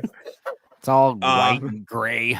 Unseasoned. But like American cuisine, because you can get anything you want in like, especially in my area, New Jersey, which is I'm right near New York. I can get any kind of food, Greek, Thai, I can get anything. So American cuisine to me is whatever the fuck I feel like.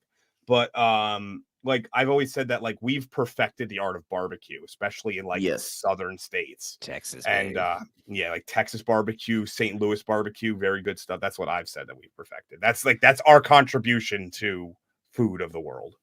Oh yeah, I agree, dude. I've always wanted to try a slow roast, like proper, like you see in America on TV shows. I always used to watch what's his name? The dude, I think it's Guy Fieri, on Diners. Guy Fieri, that's like he's like the American representative of food. Yes, I used to watch him on his show Diners, Drive-ins, and Dives all the time. Like all the food that he showed, all the places. I even made like notes to check.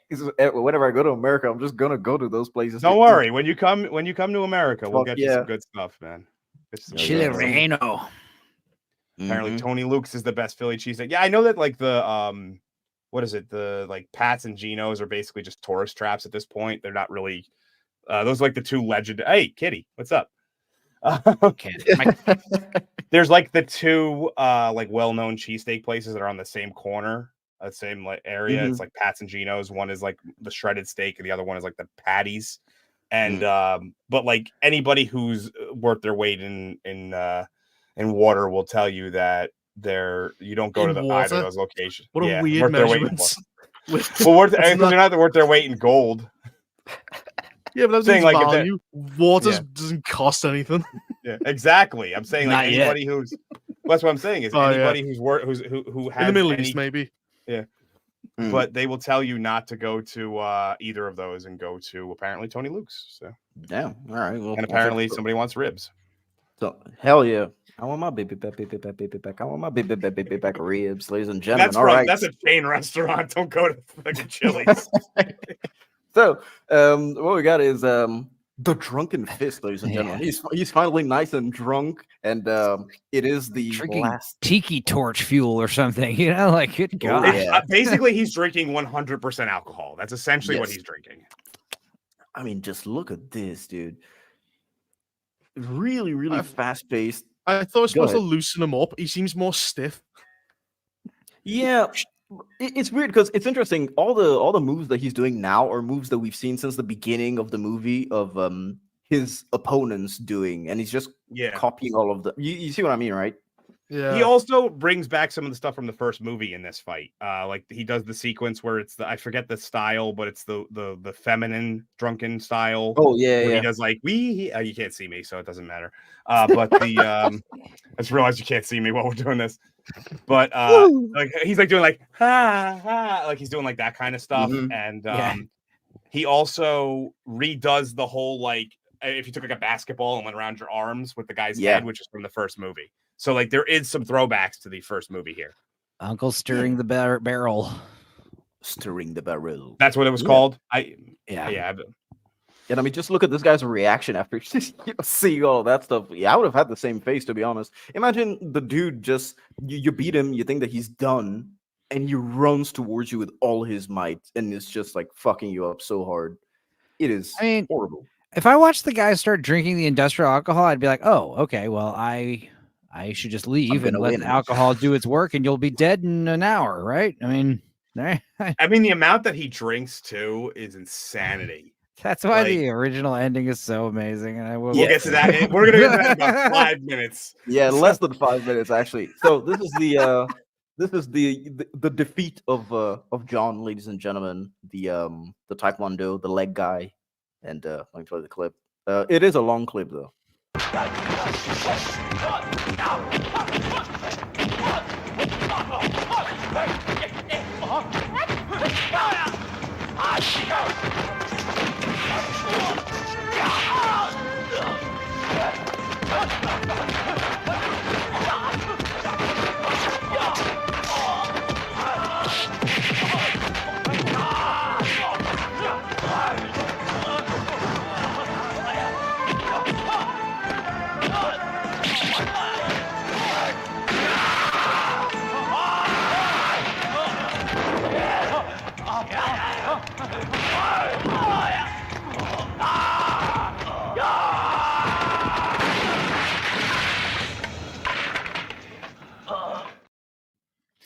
Yeah. The moment at the end, it's like, oh yeah. He So this is reuses a lot of this his clip is the moves. original ending.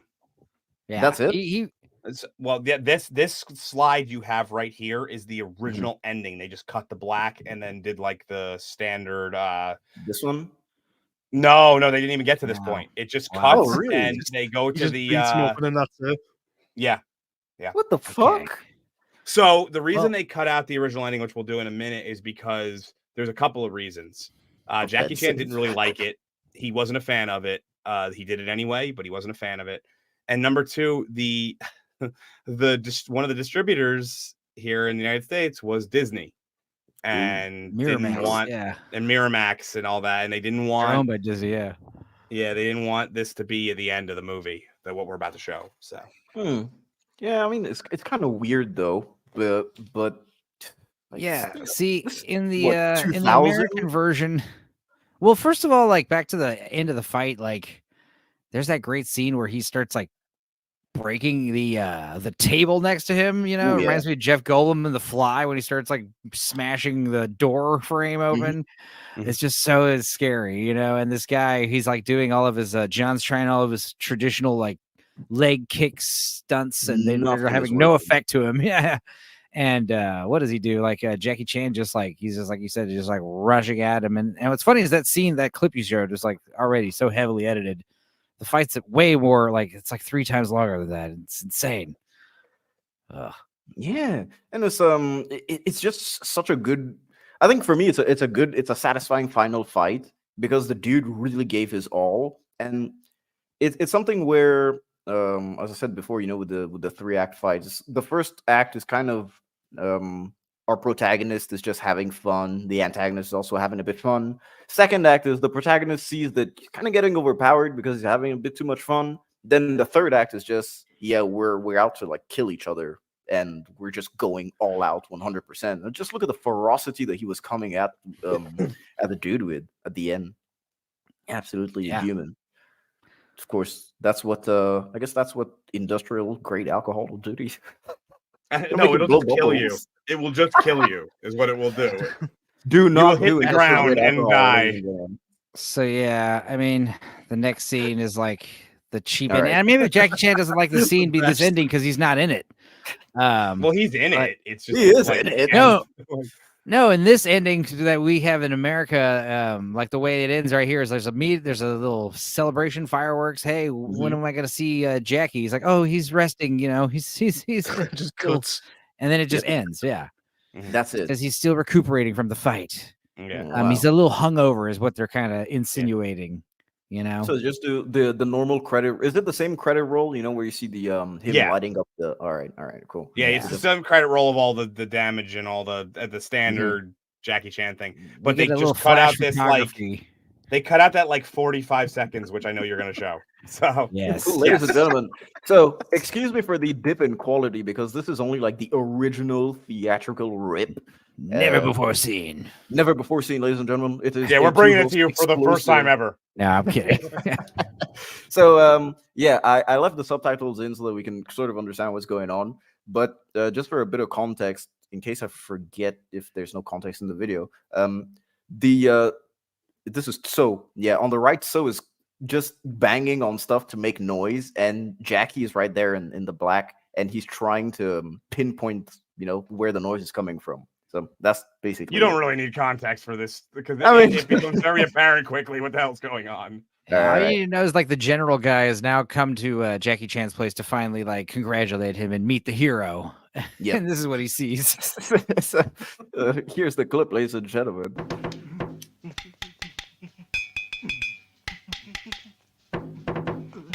咦，佢做緊咩啊？練緊盲拳啊！哦，嚟㗎，少爺唔單止俾酒精燒壞對眼啊，仲燒壞埋個腦添啊！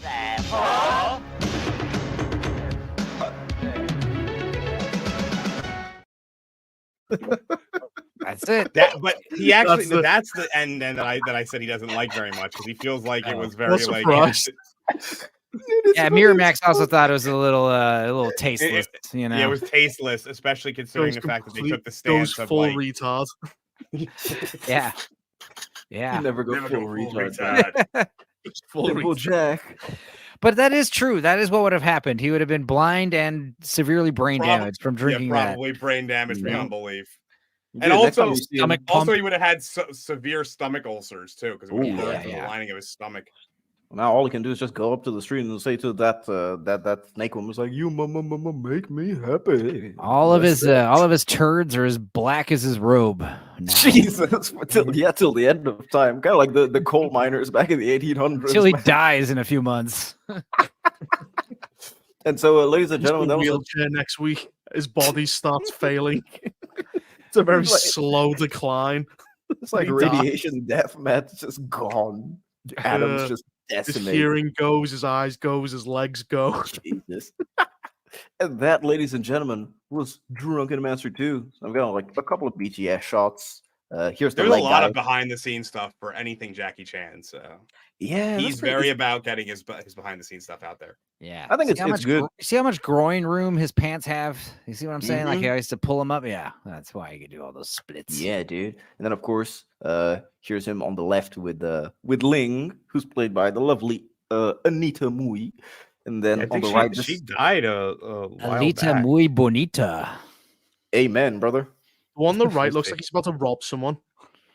Yeah, it's when he's going after the thief on the train at the beginning. But he is the thief. She died shortly after this was released. Only a couple years after this was released in the United States. She I guess internationally, I have to say, she died in 2003. She was only 40 years old. Oh wow, that kind of sucks. They gotta bum us all out, Dark Hour. I'm sorry. Dark Hour. I just try to keep everybody. I just try to keep everybody in the loop of what's going on. Wouldn't be the first time I fapped to a dead woman. Oh God! I'm joking. I'm kidding. It's two jokes about that in the stream on a row, dude. On Hard Boiled, we fucking died for 5 minutes. Oh God! Talking about that shit.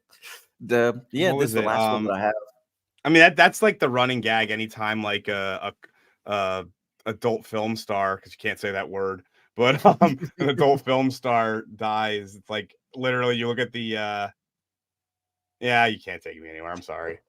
I mostly just stay in the house for this. It's like I don't really go anywhere. But anytime an adult film star dies, like I guarantee you, like one of the top comments will be like, "Well, I guess I could rub one out for her." Dude, in memoriam, Your honor, basically. Every porn star suddenly the spike goes up in search. Every time he dies. Yikes. People are fascinated, man. I'm trying to find out like how she died, because she was at 40 it must have been something alcoholism. I'm gonna guess cancer, but I can't find it. I guess alcoholism or cancer, one or the other. That's it. Yeah. There is no in between. So unless accident, I doubt. So on the left is cervical cancer. So son of a bitch. Yep, no in between, man. I'm telling you. And yeah, so that was it, ladies and gentlemen. That was Drunken Master 2, aka The Legend of Drunken Master. This was martial arts number 2, technically. So yes, Stupenzo's like, yeah, I'm feeling it. Yeah, I mean, so I'll just go play by play. Reaper, do you have any last thoughts on the movie? Yeah, it's probably right to cut out the ending. I That's agree with fun that as it decision. is. It is kind of a downer. Yeah. It is a funny ending, but like I can Downer, understand. get it? Kids, you have to Downs. explain it to kids to go, what happened to him? Well, he's gone full retard. So Typical Jack. I'll say this: like, had that been the end of the first movie, it would have fit a Yeah. lot better. Yeah, would not- nobody would have been drinking for fun, trying to start fights, you know. Yeah. Mhm. It doesn't fit well with this one because they comedically upsell the essentially the way that the movie ends with him doing all of that is a real like a sacrifice that he Yeah. has now been like turned into a joke. Yeah. Yeah, that's the worst part too. It's like they're not even really commemorating him in a positive way. They're just like, oh look, he's the town fool now, I guess. Yeah, it's supposed to be a sacrifice, but it just feels like he accidentally became retarded.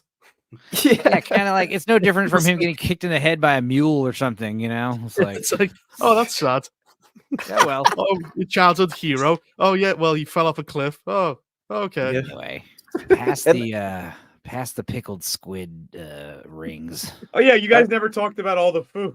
We never actually had like a clip of them eating or anything. Oh well, dude, you guys don't eat snails, bro. You gotta eat snails, man. I'm telling you. Oh, we turned to French, didn't we?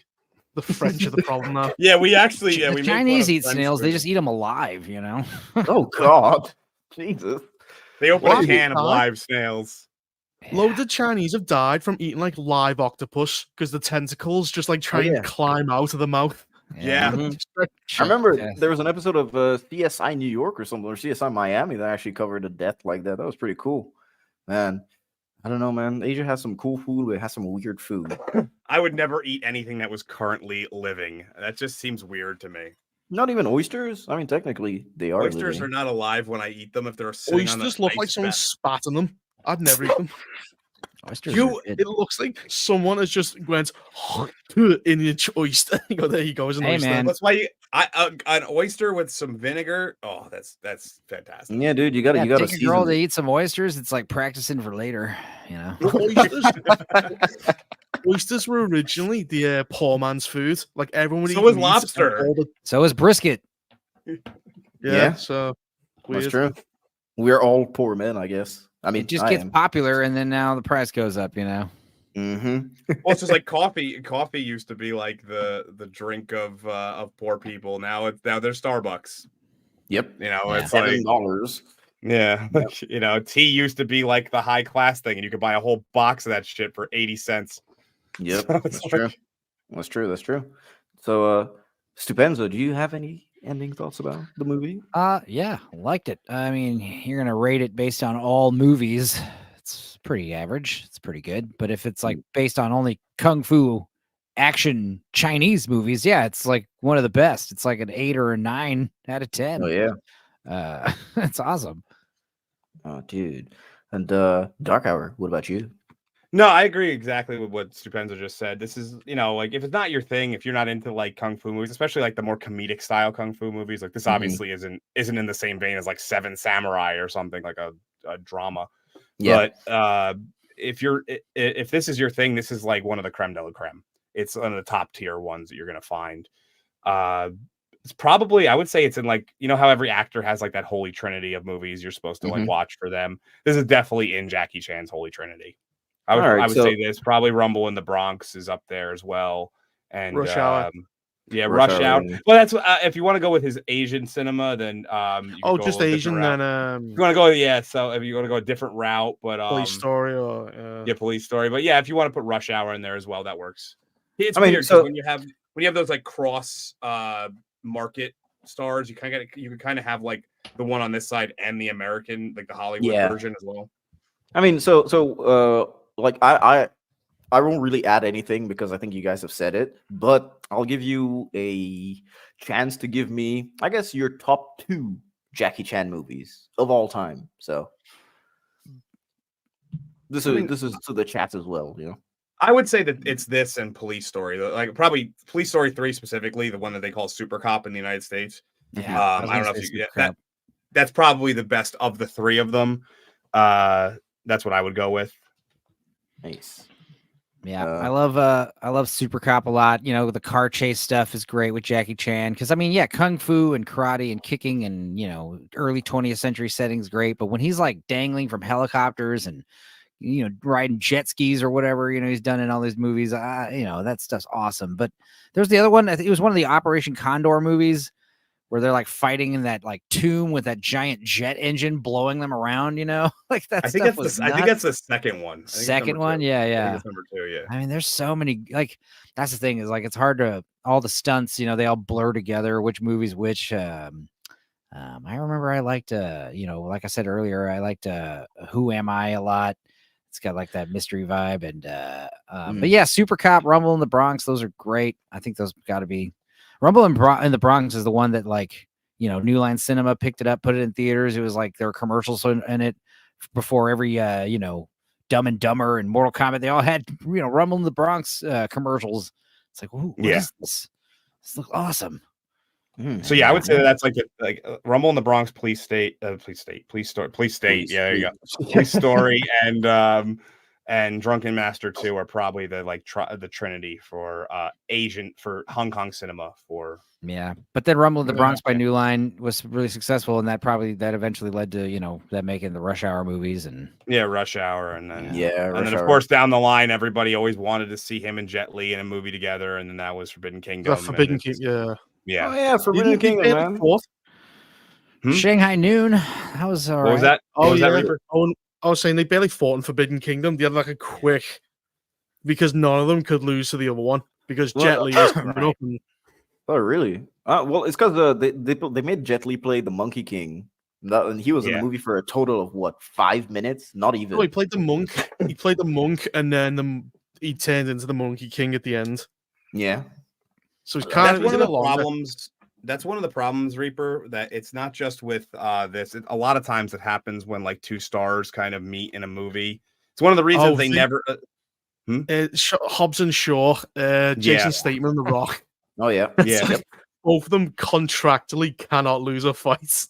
Well, that's one of the reasons why it took so long to get Stallone and Schwarzenegger in a movie together, because it would have ended up being a situation like, oh well, which one's going to be like the alpha dog, and it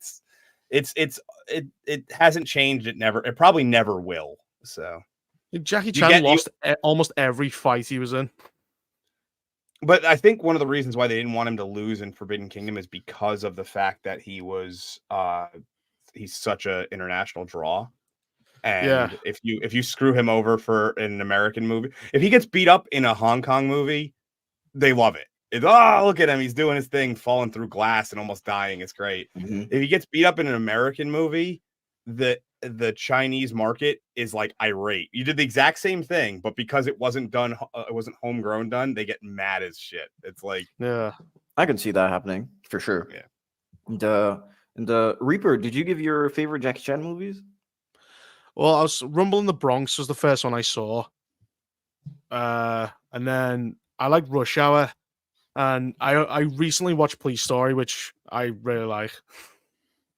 We'll probably get Police Story onto us at some point. I'll write it down that was one that you liked. So my schedule is I build this thing out like crazy. It's taking on a life of its own at this point. It is a layered schedule. But yeah, I mean, Police Story is definitely one I would like to do one time. That might be scheduling. Huh? How'd you schedule all that? I can't even. I go, dude, I'm going to do Halo, and then I either do it or I don't. I am a schedule freak. So we had one instance where I had someone it was Rennie. I had said that I wanted her on a stream and I forgot about it. And it caused me to realize that I needed to schedule things. And being an OCD former, like I used to be a quality assurance technician for a rental company for AV equipment. Everything had to be documented. So I just kind of applied those thought processes to my scheduling process. Well, my plans, I always mean to plan. I go, yeah, definitely, I will do it tomorrow, and I never do. So I need to do them. Everyone's going to get the inside scoop here right now on the show. But essentially what I did was I sat down, I planned out 1 year ahead. And I knew that if I planned out that far, I could move it around as necessary. Like, okay, I'm going to slide this up, I'm going to move this around. But I always had a general idea of where the show was, where we were going with things. They don't like 6 months from now, that schedule might completely change, but at least I have something down that I want to do. Yeah. But like, I have to do Halo, and now Damsel's come out. I'm like, oh. It's just more stuff. So I only really schedule for Tuhos. My reviews and my stuff for my channel is kind of as it comes along, and I feel I want to do it. My actual like reviews, if I go see a movie and I'm just not feeling it, I just don't review it. I'm just like whatever. And sometimes like Godzilla -1, for instance, was I didn't go into watching that movie with an intention of reviewing it, but as I was watching it, I was like, no, I want to review this. So it's like, that's a little bit more like how I go about that. But I just have a sticky note in my bedroom. I have like the dates of the movies that I want to, I might review, and that's pretty much it. Damsel might be one of those ones that'd probably be funner to just let someone else bite the bullet and for sure. Well, I'm thinking about doing the I might watch it. I'm thinking about we're slowly getting into the plug your shit section anyway. Oh yeah, all right. So, well, I guess we can just switch to that directly. And ladies and gentlemen, it is time to plug your shit, which means that you are going to plug whatever upcoming or already released videos you have. So Reaper, I'll ask you to go first. Well, damn, I've got Halo. I'm behind on that. I still haven't done Avatar, which I'm going to do that. But I'm probably going to do Roadhouse as well, the new one that's come out. Oh wow! I was like, and then Damsel, the feminist, Bobby Brown, masochist. I still haven't seen Dune 2. I'm watching because there's so much terrible stuff to get through. All the good stuff I'm missing. Oh, dude, I just haven't seen Dune 2 because too many people tell me to watch it. No, flip it. Watch the good stuff first because there's so little of it. Then you have all the time to watch the crappy shit whenever you want, you know? Yeah, but then in the end of the month, I got X-Men. You've got Ghostbusters, Magical Negroes. X-Men 97. I'm actually thinking about doing the Magical Negro Society or whatever. I mean, what if it's good? You know, like, no, I've heard it's terrible. I've heard it's like so it got reviewed because that came out at the Sundance Film Festival, I believe. Cheers, Melvin. And so there was already reviews written from months ago when that happened, and they're now allowed to be released, and all of them are terrible. It's like this is basically what you expect. I'm shocked. Who is shocked by that? I'm terrible race baiting film is shit. Shocking. Yeah, so David Allen Greer, man, he's gone full woke, and he's been appearing in a lot of movies, and they've all been fucking trash. Justice Smith is like the weirdest like I don't understand. He has this weird pattern to his career, and it's very short. Like he doesn't have a lot of movies. He has maybe like 9 movies to his name.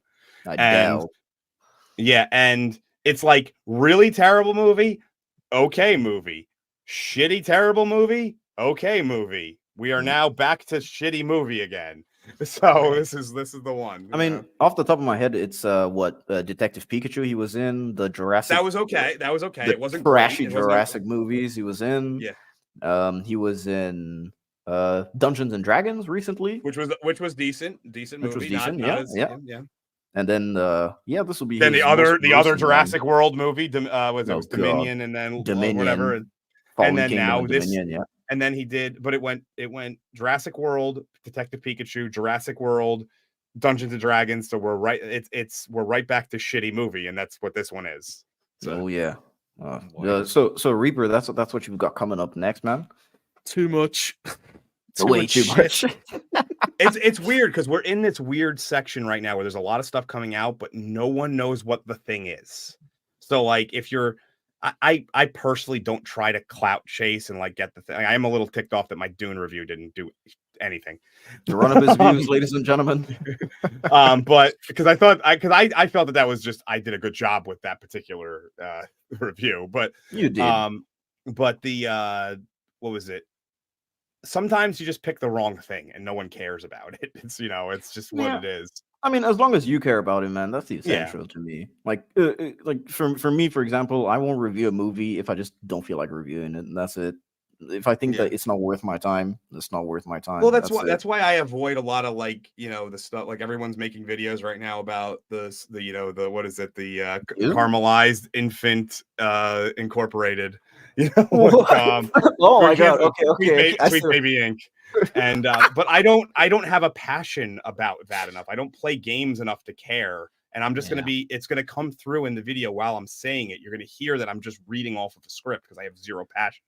So it's if I did that, my videos would be about a minute long because I go, well, that's shit, and that's it. Yep, that's it. Yeah, dude.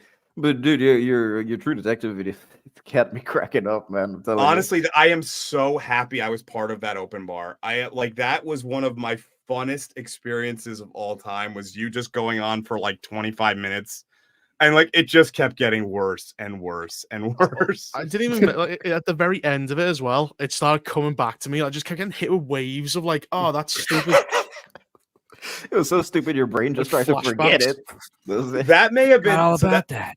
So that may have been one of the weirdest experiences on open bar I've ever had. So you had that where you were essentially told the whole story of that season in a matter of 25 minutes, right? Like you told start to finish. Obviously things came back to you as you went along and everyone was loving it. Everyone was like, yeah, fucking Reaper's ripping this shit apart. It's hilarious. And then Chris Gore comes on and everyone's like, no, stop. Like, don't talk. And it was like, he was talking for 12 minutes and like I could see everyone was just bored and he went, we just don't get sci-fi like this. And I went, we have Halo. I tried to change subjects. Well, it wasn't even the bored part. I was reading the chat. I may have looked bored, but I was reading the chat and everyone was like, please stop, Chris. Stop spoiling. It's like, because they were going, yeah, stop spoiling. And he goes, yeah, so anyway, he goes to the planet, he fights the Emperor. Here's what happens in the third act. Here's the post-credit scene, ladies and gentlemen.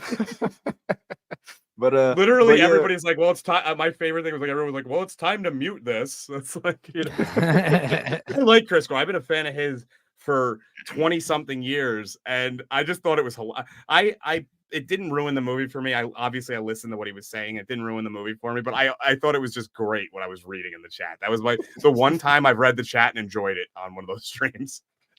But Reaper, man, thank you for coming on. It's been a pleasure. Thanks, Admin. Yeah. And Stupenza, what about you, man? It's time to plug your shit, my man. Monday we'll be doing an early. You can come on this one, by the way, 11 a.m. Central Standard Time. We're gonna be doing an Oscars stream because I guess the Oscars are tomorrow, right? And tomorrow night. So we'll do me and Gord King did a prediction stream on his channel, so we'll probably see how right we were. Probably just goof off, joke about the water cooler moments, have some fun. And then Wednesday, I got Kazam. Me and my cousin watched Kazam, and I was really trying to convince him. He never saw that Shazam movie. He still believes he did. So Wait, I mean, if you guys like one, the alleged movie was Sinbad, and I even showed him like what it actually was. You could tune into that on Wednesday, and because I know that there's like a whole like it's like a Mandela effect about that. Yeah, I don't really. Yeah.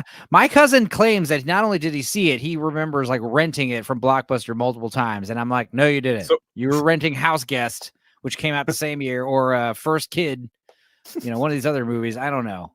Anyway, there's a lot of that. If you like Mystery Science Theater style, like making fun of the movie commentary, highlight reels, that's kind of. We've been on a few of them. Yeah. You guys, you two both were on Deep Rising. That was great. Dark Hour, you were on Masters of the Universe, Universal Soldier. Deep Rising was great. It was literally just every 15 minutes. Why is her shirt dry? Oh yeah, dude. I made you watch some really shitty movies, man. I'm sorry. Stupenza made me watch like 10 shitty horror movies, man. You watched The Wasp Woman. You watched Santa's Sleigh. Mm-hmm. That's what's cool about the We Watch videos. They're all pretty evergreen. You can watch them whenever. They're time great. limit to them. I always put them in the back when I'm working, man. But dude, thanks like for coming on. 80 again, of them man. now. Yeah, thanks for having me. I was really happy that you guys thought of me for this one. That felt special. Dark Hour, what about you, man? Plug your shit. So I'm finalizing the script on my standing 8 count video of the top scenes that I think top action scenes that come out of nowhere. There's a couple of them on there that are really fun to talk about. I've actually just come up with a concept for a new video. We spoke about it not that long ago on Inspired. I want to do a deep dive on the slow death of theaters and how I don't see anything good coming out of the near future for your local cinemas, and it's getting bad. I briefly spoke about it on Open Bar, and it's not good. That's to say the least. Plus, obviously, I'm going to pepper in a couple of reviews here and there. I'm not sure which movies right now. Like I said, I'm thinking about doing the Magical Negro Society or whatever it's called.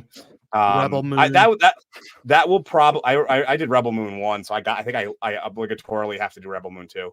But I'm gonna try to create a slightly more condensed for when it's really packed with a lot of releases, a slightly more condensed version, maybe like 4 or 5 minute reviews rather than the standard 12 to 15 I do, so I can get out a couple more in a short period of time. Especially with ones like where there's only like one actor I want to talk about. Like if it's just one actor, I could talk about them in like 2 minutes at best. Like, you know. So, but yeah, that's and obviously we have Two Hoes coming up again next week. So Yeah. What's that movie? We'll get to that in a second. Let's let on Inspired. I mean, me, for example, I don't really have anything going on right now in terms of like video production. I've like We went nothing. My life's over. yeah, it's basically Uninspired that. took like his 4th vacation since I met him. Oh, Like, dude, I'm recently. telling you. Yeah, man. I got back home not too long ago, so I haven't had time to actually just look at my papers and stuff like that to see like my notes where I left everything off. But I'll probably do that tomorrow after sleeping, and yeah. So hopefully I get one video out before the end of the month. That's for sure. Second one, maybe, possibly. I'm not sure what yet. But I do have the top 10 unknown horror movies. That's on standby. That's basically prepped and ready to go. But I would rather save that for a rainy day than just upload it. And so yeah. But yeah, that's it for me. Two hosts. We've got. Is it The Matrix? Yes. So next week we have The Matrix with possibly the most stacked panel we've ever had. Jesus. So we have Little Platoon coming on, who was a last minute ad actually, because he saw it and was like, "Hey, can I get on that?" And I was like, "Sure, Yep. why not?" Like, it's Paul Chato is returning for that one. Lofty Pixels will be on that one, and we also have Movie Cynic. So basically, the B-Sub crew is going to be on that one, and yeah, it's going on Dark Hours channel.